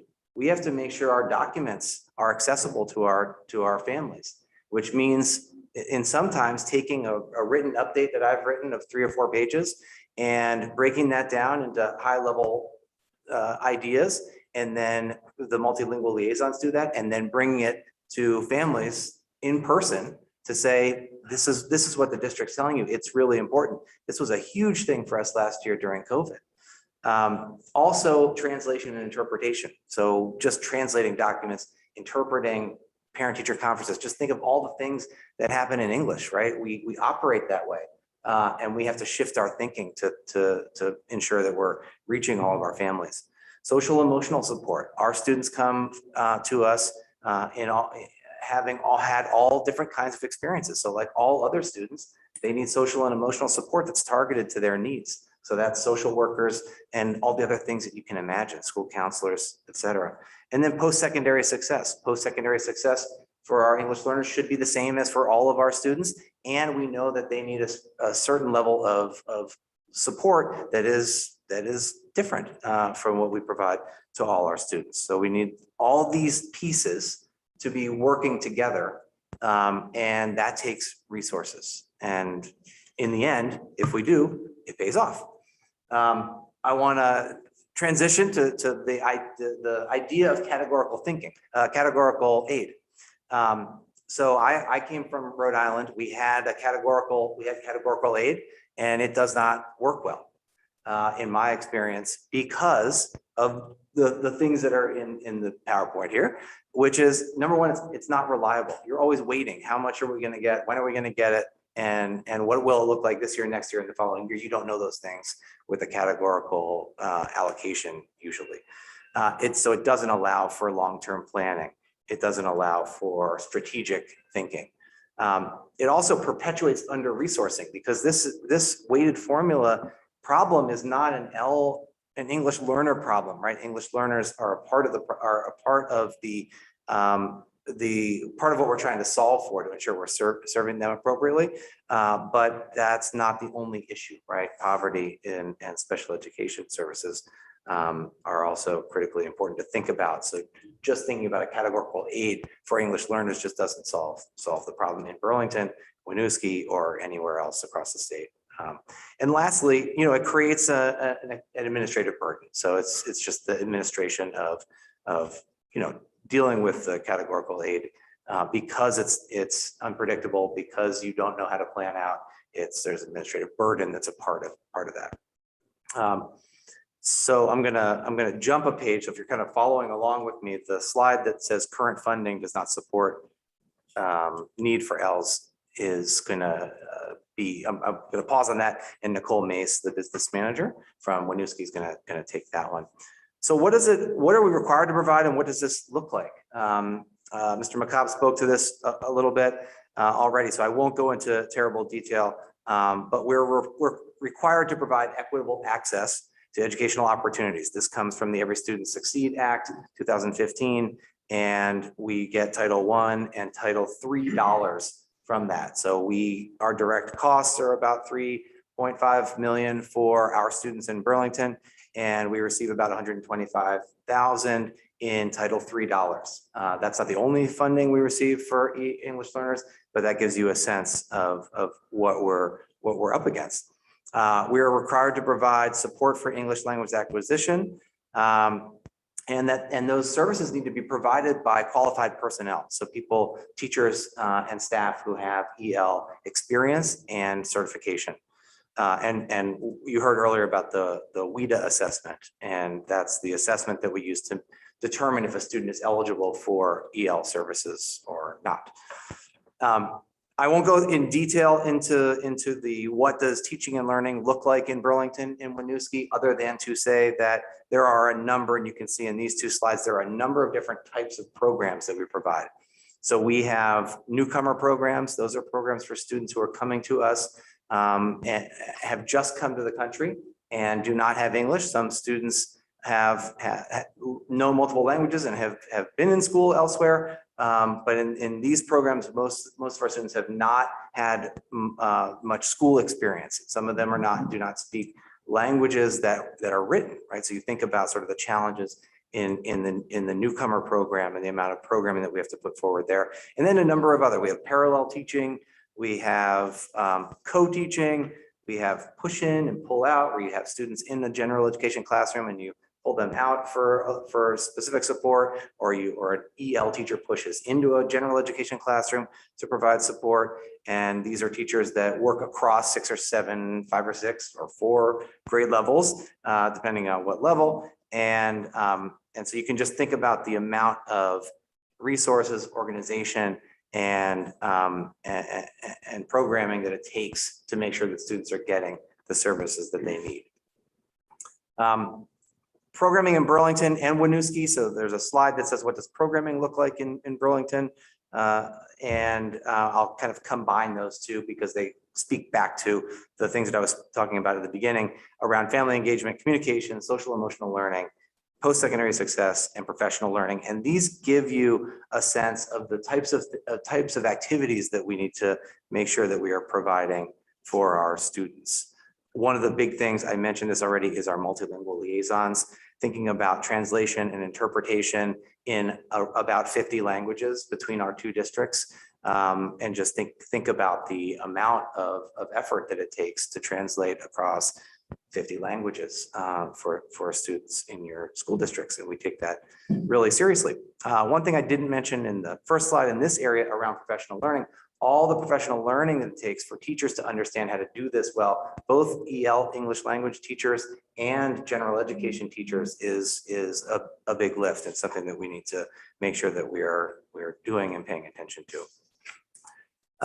We have toward the end of the presentation 2 slides that show our students, so show the demographics in our 2 districts and the percent of students. And you've seen that in previous slides, so I won't go through these slides, but they do highlight the diversity of languages and cultures and the overall need for resources to appropriately and equitably support them. So in the end, we believe, Sean and I, that using the weighted formula is far more equitable than the categorical funding model. And we fully support the recommendations of the weighted study. We appreciate you taking this up as a task force and wanted to make sure that we were clear at the conclusion that our full support is behind the weighted study. And we think it's the right thing to do for our state. Great, thank you. We're going to hear from Nicole, and then if there are any questions, we'll do that then. I see Nicole popped up on the screen. So if you could just take a couple minutes, we do have another witness we want to get to also, and we're running way behind schedule. So if you could cover what you want, and then we'll take some questions. So thank you for being with us, Nicole. Thank you for having me. Good afternoon. I'm Nicole Mace, the finance manager for the Winooski School District. And in the packet submitted to the committee, we did provide some information about our budget and expenses for the ELL program at Winooski. And I just want to clarify that those numbers do not include the investments that we make in social emotional supports, guidance supports, professional learning. Those are really just the costs associated with staffing for ELL students, our teachers, and our liaisons. The current weights for ELL students are not keeping pace with our investments and with the actual costs we incorporate into our local budget on an annual basis. In districts like Winooski, where we have chronically underfunded our schools over many years, building up staffing to better meet the needs of our students is a multi-year endeavor. Yet our ELL numbers fluctuate year over year and are often the result of housing instability, resulting in cross-district movement between, predominantly between Winooski and Burlington, but increasingly between other communities in Chittenden County. Because the weights are too low and because enrollment numbers fluctuate and there's no index in the weight to reflect increased costs in wages and benefits, we have very little flexibility to make staffing investments that we know we need to make. But despite these dynamics, we have grown our ELL program substantially over the past few years in response to new community members resettling and increasing diversity of languages spoken in our district. But the weights are not keeping pace with those investments. The pandemic clearly illuminated the dire need for greater investments to better serve our English learners and their families. And the district in Winooski has made the difficult decision to invest ESSER funds in increased EL staffing and interventionists in order to meet these needs, even though we know that use of one-time money is risky. But we felt the needs of our students and families were so substantial, we must use the funds the way they were intended to support vulnerable populations in our community. And now I just want to say a few words about categorical aid, and in particular categorical aid for English learners. Believe that it's an inherently inequitable approach for the following reasons. It separates these students from other students in Vermont and subjects funding for their programs to a political and uncertain process, as opposed to a process that's based purely on enrollment and which is used for other enrolled Vermont students, with the exception of special education, which Professor Colby referred to earlier, which the discussions around Act 173, I think, illuminated the administrative burden and the challenges associated with the approach taken for those students. Because the amount of categorical aid would be unknown year to year, staffing for English learning programs would be subject to increased instability, which may discourage EL teachers from taking positions in high poverty schools, greater disadvantaging districts like Winooski, who are already at a disadvantage in attracting and retaining staff due to comparatively lower compensation packages. And finally, categorical aid would mean a tax increase for everyone, including residents of Winooski. Even underweighted districts like Winooski have to contribute taxes into categorical aid, which otherwise should have been increased taxing capacity from the corrected weights. So thank you for your time today. And I also want to mention that the EL director for Winooski, Kirsten Colgard, is available if you have questions about programming also. He's on the call.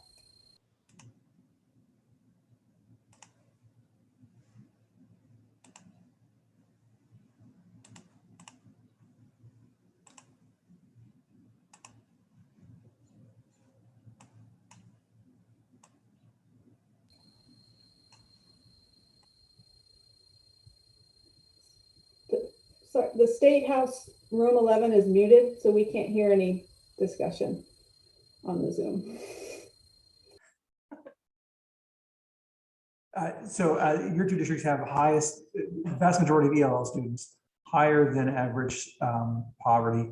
We've determined that both of those things add to the cost of educating students. Yet your per pupil spending is actually, not high relative to a lot of other districts. Yet I assume the students are getting the services that they need. So, and this is a big question. I don't know if we're going to have to talk about a lot, but I mean, how do we resolve that two separate pieces of information?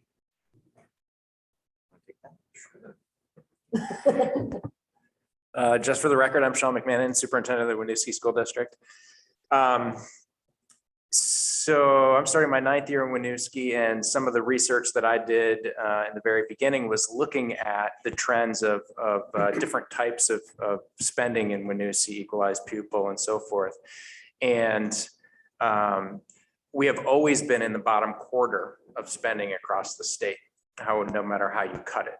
And the reason being because of the system and the tax impact and what the community was willing to accept.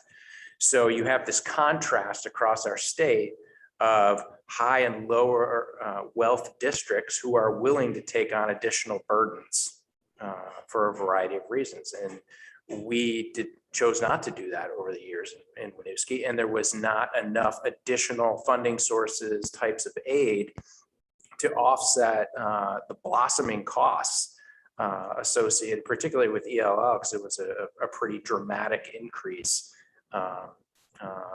in the last 10 to 15 years. And then when you combine those two pieces together, particularly for Winooski, where we have high rates of both of those subgroup populations, what I was thinking, I wanted to talk to, we heard a lot about poverty. When you put all of those together, you create a system that has a really hard time responding to anything with long-term sustainable planning, because they don't have the resources to do that, and they have immediate needs in front of them every single day. So are we meeting the requirements of the law to serve our ELL students? Of course we are. But we go to work every day and we look at each other and know we could do a lot better, and we could help students to progress a lot quicker, and for families to integrate into systems a lot more seamlessly if we have the resources that we need to do that. Oh, save it. No. Go ahead. No, I'll save it. It's a big question. I'm sure we have a lot of big questions. I have a lot brewing in my head too. I do want to make sure we have time because we're really behind. Unfortunately, we certainly learned a lot about how much we can pack into a meeting, which is a lot less than we thought we could. We'll probably want to follow up with both of you. We have one more witness, so I'm going to just say thank you for now, and we'll probably have you back at some other time to talk more about this and also the sort of study more broadly. But thank you both, and thank you, Ms. Mace, as well. And our final witness, thank you, is Deb Coombs, who's an ELL teacher in the Wyndham Southeast District. I believe she's on the screen. Yeah, there she is. Thank you for having me here today. And it's been great just to hear from so many different people with different perspectives on ELL programs. So in the Wyndham Southeast, we're what's considered a low incidence district. We have a wide variety of languages, and our program is working with about 30 students across K to 12. So I thought after hearing all of the other testimony, what might be most helpful is just kind of walking through what it looks like when we get a student.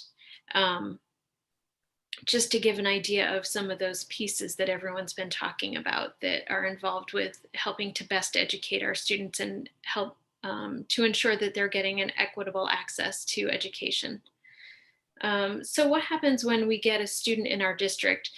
Across the state, students are given a home language survey to fill out for any student who applies to come to a school. And once that home language survey is completed, if there is an indication of any other language other than just English, we're notified. So at that point, we make a contact with the family and do our best to ascertain some background information on maybe where the family has lived, if the student has gone to school previously, if they've had gaps in their schooling, like Jim McCobb was referring to before. We get a lot of students who have gaps in education for a variety of reasons. So after we get a sense of if there is another language that is prevalent in the family, then we do an assessment that is provided through WIDA, through that consortium that Jim was talking about. We get an idea of proficiency level based on that screener and go from there as far as letting the family know if they qualify for additional services or not. If they do qualify, then we meet with the classroom teacher where the student will be. And for us, that might mean making a new contact. So we have 2 full-time and 1 half-time teachers in Wyndham Southeast, and we work in all the schools in the district. So sometimes during the year, we might not be in Dummerston Elementary, for example, and suddenly a family comes. And so then we reshuffle our caseloads and find the best way to meet the needs of that new student. That's a pretty typical scenario for us during the year. And it's what everyone else has been talking about, how that transient nature of the students that we're privileged to work with. So after we meet with the teacher, we come up with what we call a collaborative learning plan. And that outlines the individual services that they'll receive from us as English language teachers, the supports that would be most beneficial for the classroom teacher to incorporate into the class, how much time we might be able to support in class and co-teach with that classroom teacher. And so that's a sort of ongoing document that we're continually revising in our meetings with the teachers. We do a lot of emailing back and forth, a lot of catching each other in the hall and just trying to ensure that our students are getting what they need. I know that like Winooski and Burlington were talking about how they have multilingual liaisons. And that's something that those of us in sort of smaller districts don't have access to. However, we're still required to provide translation and interpretation for our families so that they have that equitable access as well. Another area that's been touched on is just the amount of time that we spend really trying to help our families get a good solid connection within the community and find ways to access programming and other things that would be beneficial for them. So I guess the thing that is remarkable is the way that we really try to work with the whole family. Often in teaching, you know, you're teaching a student, but for us, we're really trying to help the whole family to be able to be part of that educational community that their students have entered. So that takes a lot of time, and it's a real privilege for us to be able to work with families in that way. So I don't know if you have any questions about maybe how it's different for us in a small incidence district or anything else that I can help with, but. Thank you. Does anyone have any questions for Ms. Combs? Representative Kornheiser? First of all, I just want to thank you for your patience through all of the testimony as the last one at bat. So thank you very much for that.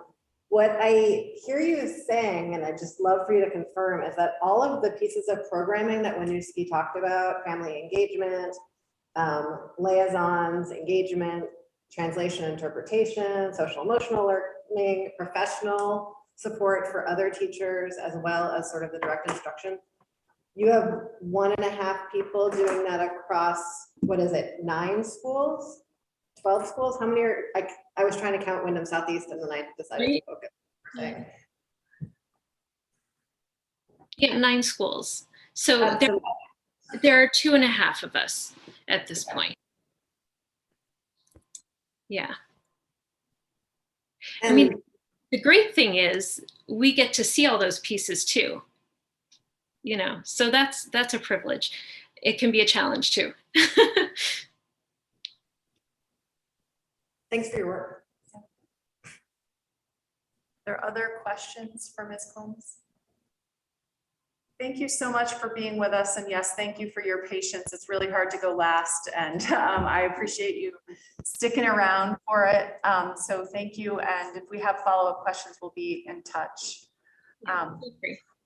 We have 2 members of the public who want to weigh in. So we're going to go directly to them and then we'll do the final sort of committee wrap up. I believe Alex Yin, who is a Winooski school board member, should be on the screen. There he is, Mr. Yin. Thank you for being with us. I am going to ask you to keep your comments to 3 minutes because we have, as you can tell, we're over time now. So thank you. And please note that I have submitted my full comments, and so I'm going to try to synthesize what I've written and stuff. Okay, thank you.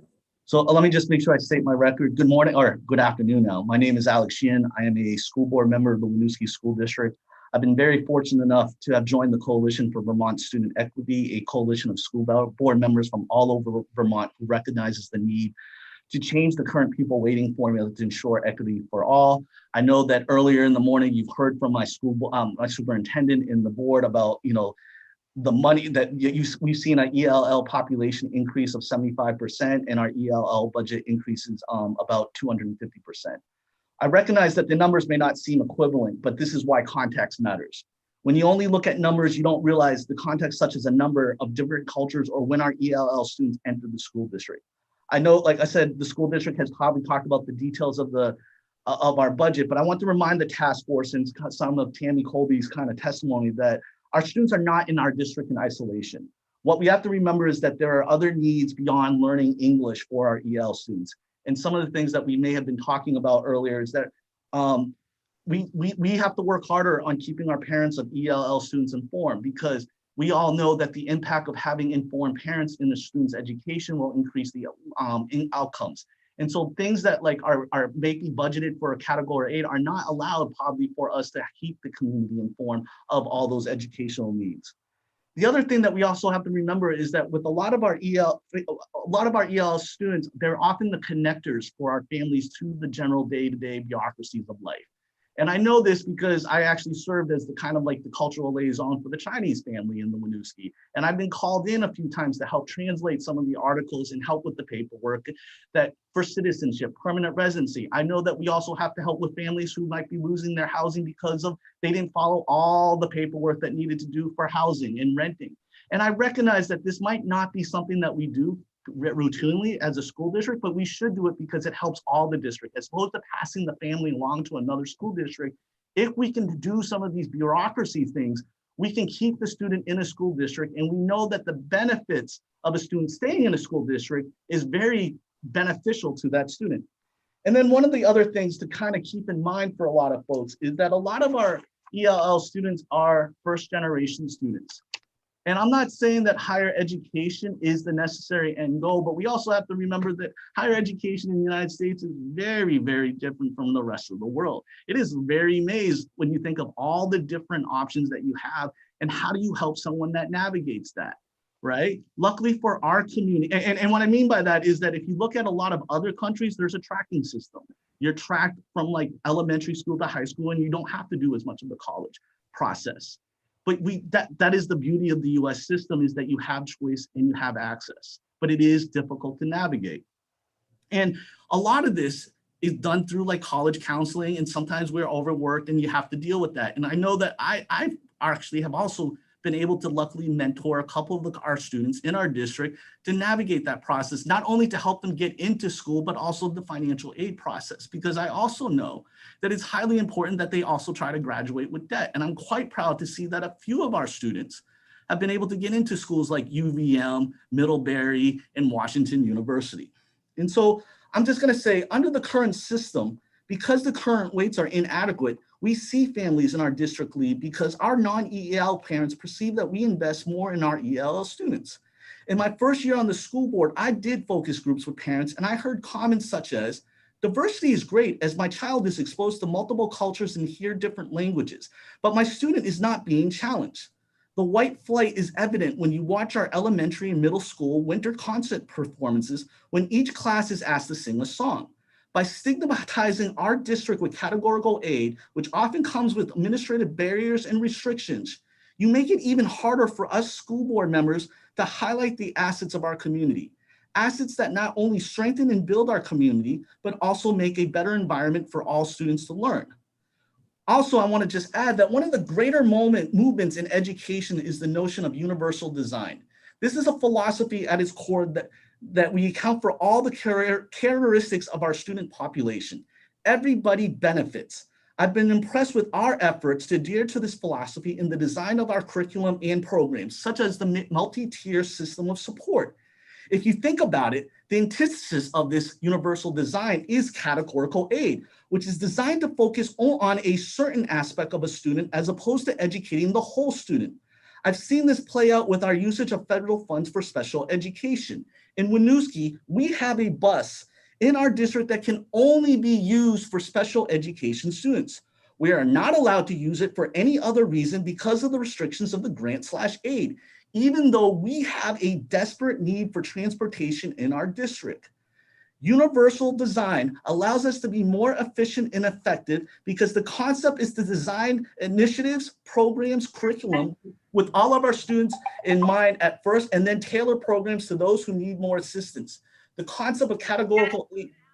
Finish up, please. You're way over time. Sorry, the concept of category aid is designed for a specific need at first without considering the whole student population.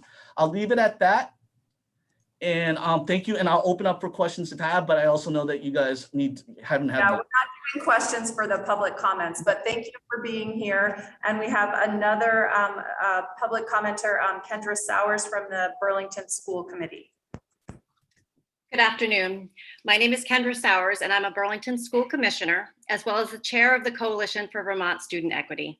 Thank you all for serving on this most important task force to help correct the per pupil weighting inequities that currently exist in our education funding formula. I appreciate being able to provide comments today to share some current realities that we face in Burlington, which has a very different population of students than many towns around Vermont.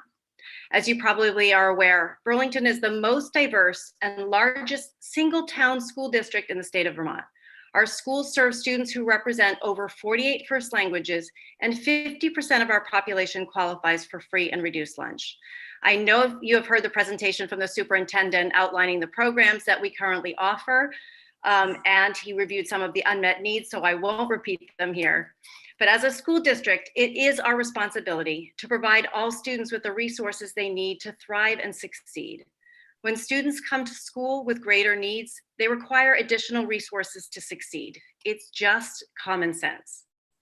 If we as Vermonters are serious about making meaningful progress towards closing the opportunity gap, we need to recognize these inequalities and fund them appropriately. Adopting the recommendations made in the Pupil Weighting Factors Report is critical to ensuring equity in our education funding system.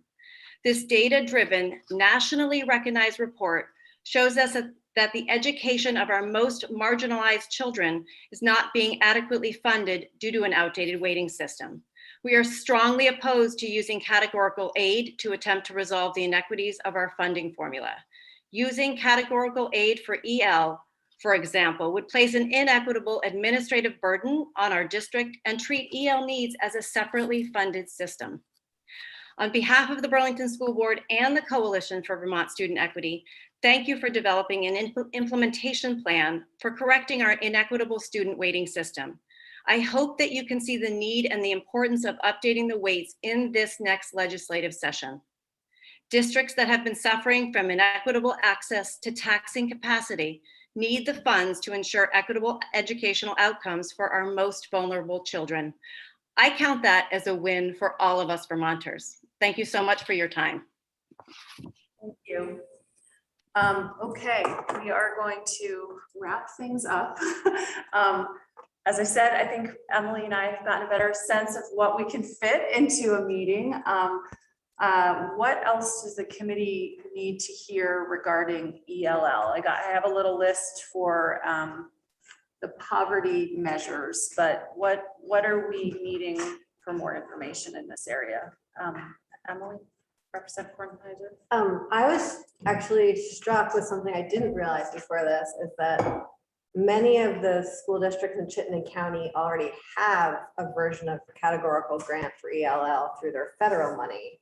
And the schools outside of Chittenden County which are operating on much lower numbers, don't have that base funding with which to then add the additional capacity of student weights on top of.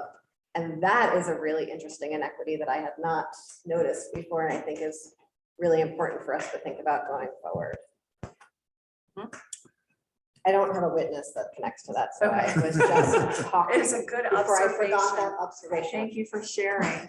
Representative Beck, did you have something? I mean, I thought the ELL testimony today was great. And I can't think of any questions I have right now that I feel like I need the answers to, but that might change between now and then. Absolutely, absolutely. Just need to think about it a little bit. Yeah, and obviously, if you have questions, send them along to us and we will get witnesses or data or information that you need. Senator Perchlik, did you have something you wanted to say? Oh, okay, I just assumed you did. So what about on the screen? I'm sorry, 1 second. Representative James or Senator Hooker? Representative James?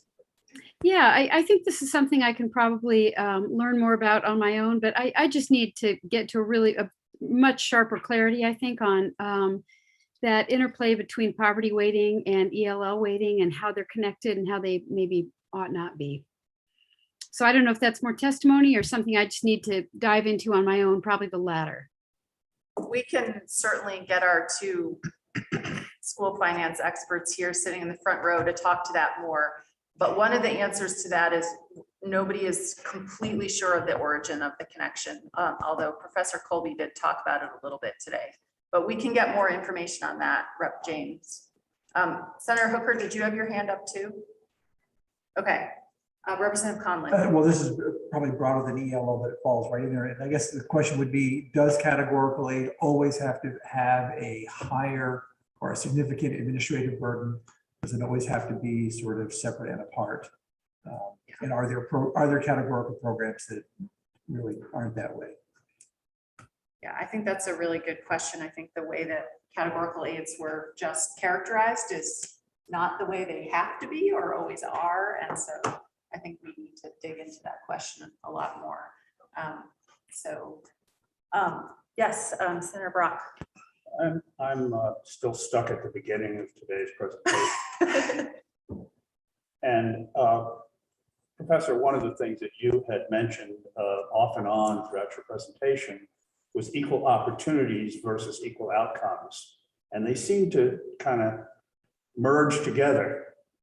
And I'm interested, and this is obviously not for today, but for the future, of looking at, do equal opportunities equate with equal outcomes? And how great a correlation is that? And are there outliers where that does not happen? And if so, why? The second thing that I'm interested in as we talk with English as a second language is you have these tremendous disparities between a Burlington that has a large number of people who fit in that category, and in some cases, in particular languages. In other places, you have more rural areas that have a significant number of people, but also in a single language, typically Spanish. And then you have other locations where there's one kid. And I'm interested in spending, and I'm interested in what's the difference in how those services are delivered in those different environments. And as we look at lumping English as a second language as one category, they may be very different and very significantly disparate ways in which those services are delivered, and which raises the question in my mind is lumping that all in one category, is that equitable? So those are my questions. Okay, great. Anything else? I'm furiously trying to write them down. If you have other questions, anybody, please email them to us and we will try to get them, to get who we need or what we need for our next meeting. We're obviously going to come back to these two topics and we'll do quality assurance and education quality standards. We were going to also start to look at special education next time and the link between the Special Education Act 173 and the weighting study and how it might dovetail. We were also going to try to tackle the excess spending threshold conversation, but we might have to put that off because Emily and I are going to have to regroup on our plan. Go ahead. We're wondering if people are interested in having a longer meeting. Yeah, that's another option. And taking a real break, like having a lunch break. And having a Yeah, lunch if we're break. coming all the way to Montpelier. That's, I mean, before I knew we would have to drive forever, it seemed like shorter meetings made sense, but if we're all stuck here together anyway. And then we can have fit in a lunch break. Yeah. Yeah, so the 12th, we are scheduled at 9 a.m. We could make that more of a, I don't know, longer meeting. Or is everyone game for that? Yeah. Senator Brock, you'll do what you need to do. We really have a choice. Okay. You can sense What the about, enthusiasm. yeah, I know. On this, Kath and Cheryl, are you okay with a longer meeting? I don't know if you're planning on being here in person or remote at that point, but. Yeah, I'll be there in person on the 12th and I could definitely do an all-day meeting with a lunch break or some sort of longer thing. Okay. All right. Well, let's try we'll to be in not be touch with all you. day. Well, maybe 9 to 2. I mean, this was 9 to 1. That was 4 hours. I mean, what are we talking? 6 hours? 9 to 3 with a lunch break. 9 to maybe? 3 with lunch. Is everybody okay with that? You guys are probably super psyched. Brad's not gonna be here, so he doesn't really, whatever. This is Thursday, August 12th. And we can figure out the details. Yeah, and we'll try to be, we just have a lot to cover. We only have 12 meetings and we only have 4 more months. So we need to get this done. Okay, and then should we look at our September meetings or do you want to send out a doodle poll on that? What is your preference? Do you have calendars that we can look at now? Senator Hardy? Yes. Say, do you think we would do that also on don't we have a meeting on the 27th of August? Yeah, we also have you're right, 27th. Do we want to try to make that a full day meeting as well? Yes. Yes. Yes, Okay. is my vote, but. For full day meetings and we'll see how far we get with our agendas. Does anyone know what the first day of public school is? It is, Depends on where you are. it depends on where you are, but in my district, it is the 25th of August. So September, we need to have at least 2 meetings in September. One of those meetings will have a public hearing associated with it, so it would be a longer meeting where we just hear like the last 2 witnesses, but many more. Thank you for that reminder. I'm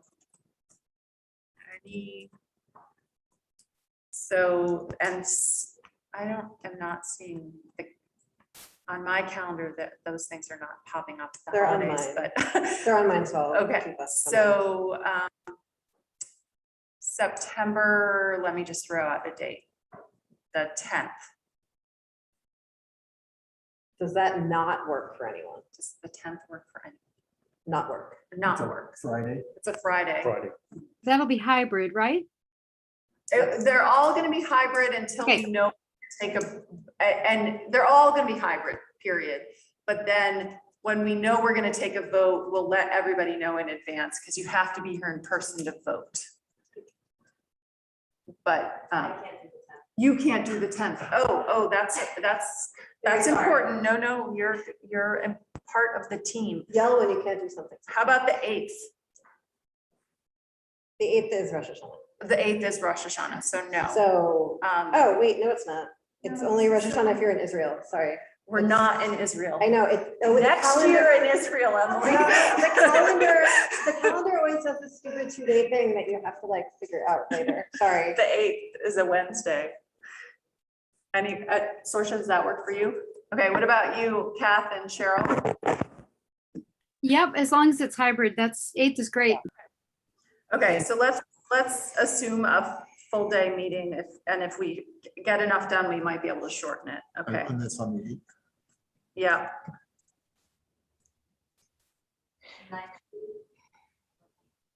Let's say 9 to 3. For people driving here, 8 is really early. So the 8th, and then what about the 20th? I have a conflict. Okay. Conflict. 24th. The 17th. I'm just throwing out dates. Or did I say the 17th? Can people do that one? You can't do that. I can't do that. You can't do that. And I said the 20th and somebody can't, Senator Brown can't do that. The 27th? I may have a conflict that day. Can't do that. Okay. This is 29th, we're already meeting, or that's only the 29th of August? That's August. August is 27th, isn't it? August is the 27th. I have it written in my calendar that we have a meeting on the 29th. Of September? Yeah. You made that up. I just made that, yeah. Yeah, I can't do the 29th of September, so Could you try the 24th? the 24th I cannot do. About the middle of that week, is that good for I can't do the 22nd through the 24th. You can take us off YouTube, by the way. I don't know that YouTube needs us to hear all of our, yeah, bye YouTube land. Did we say the 21st?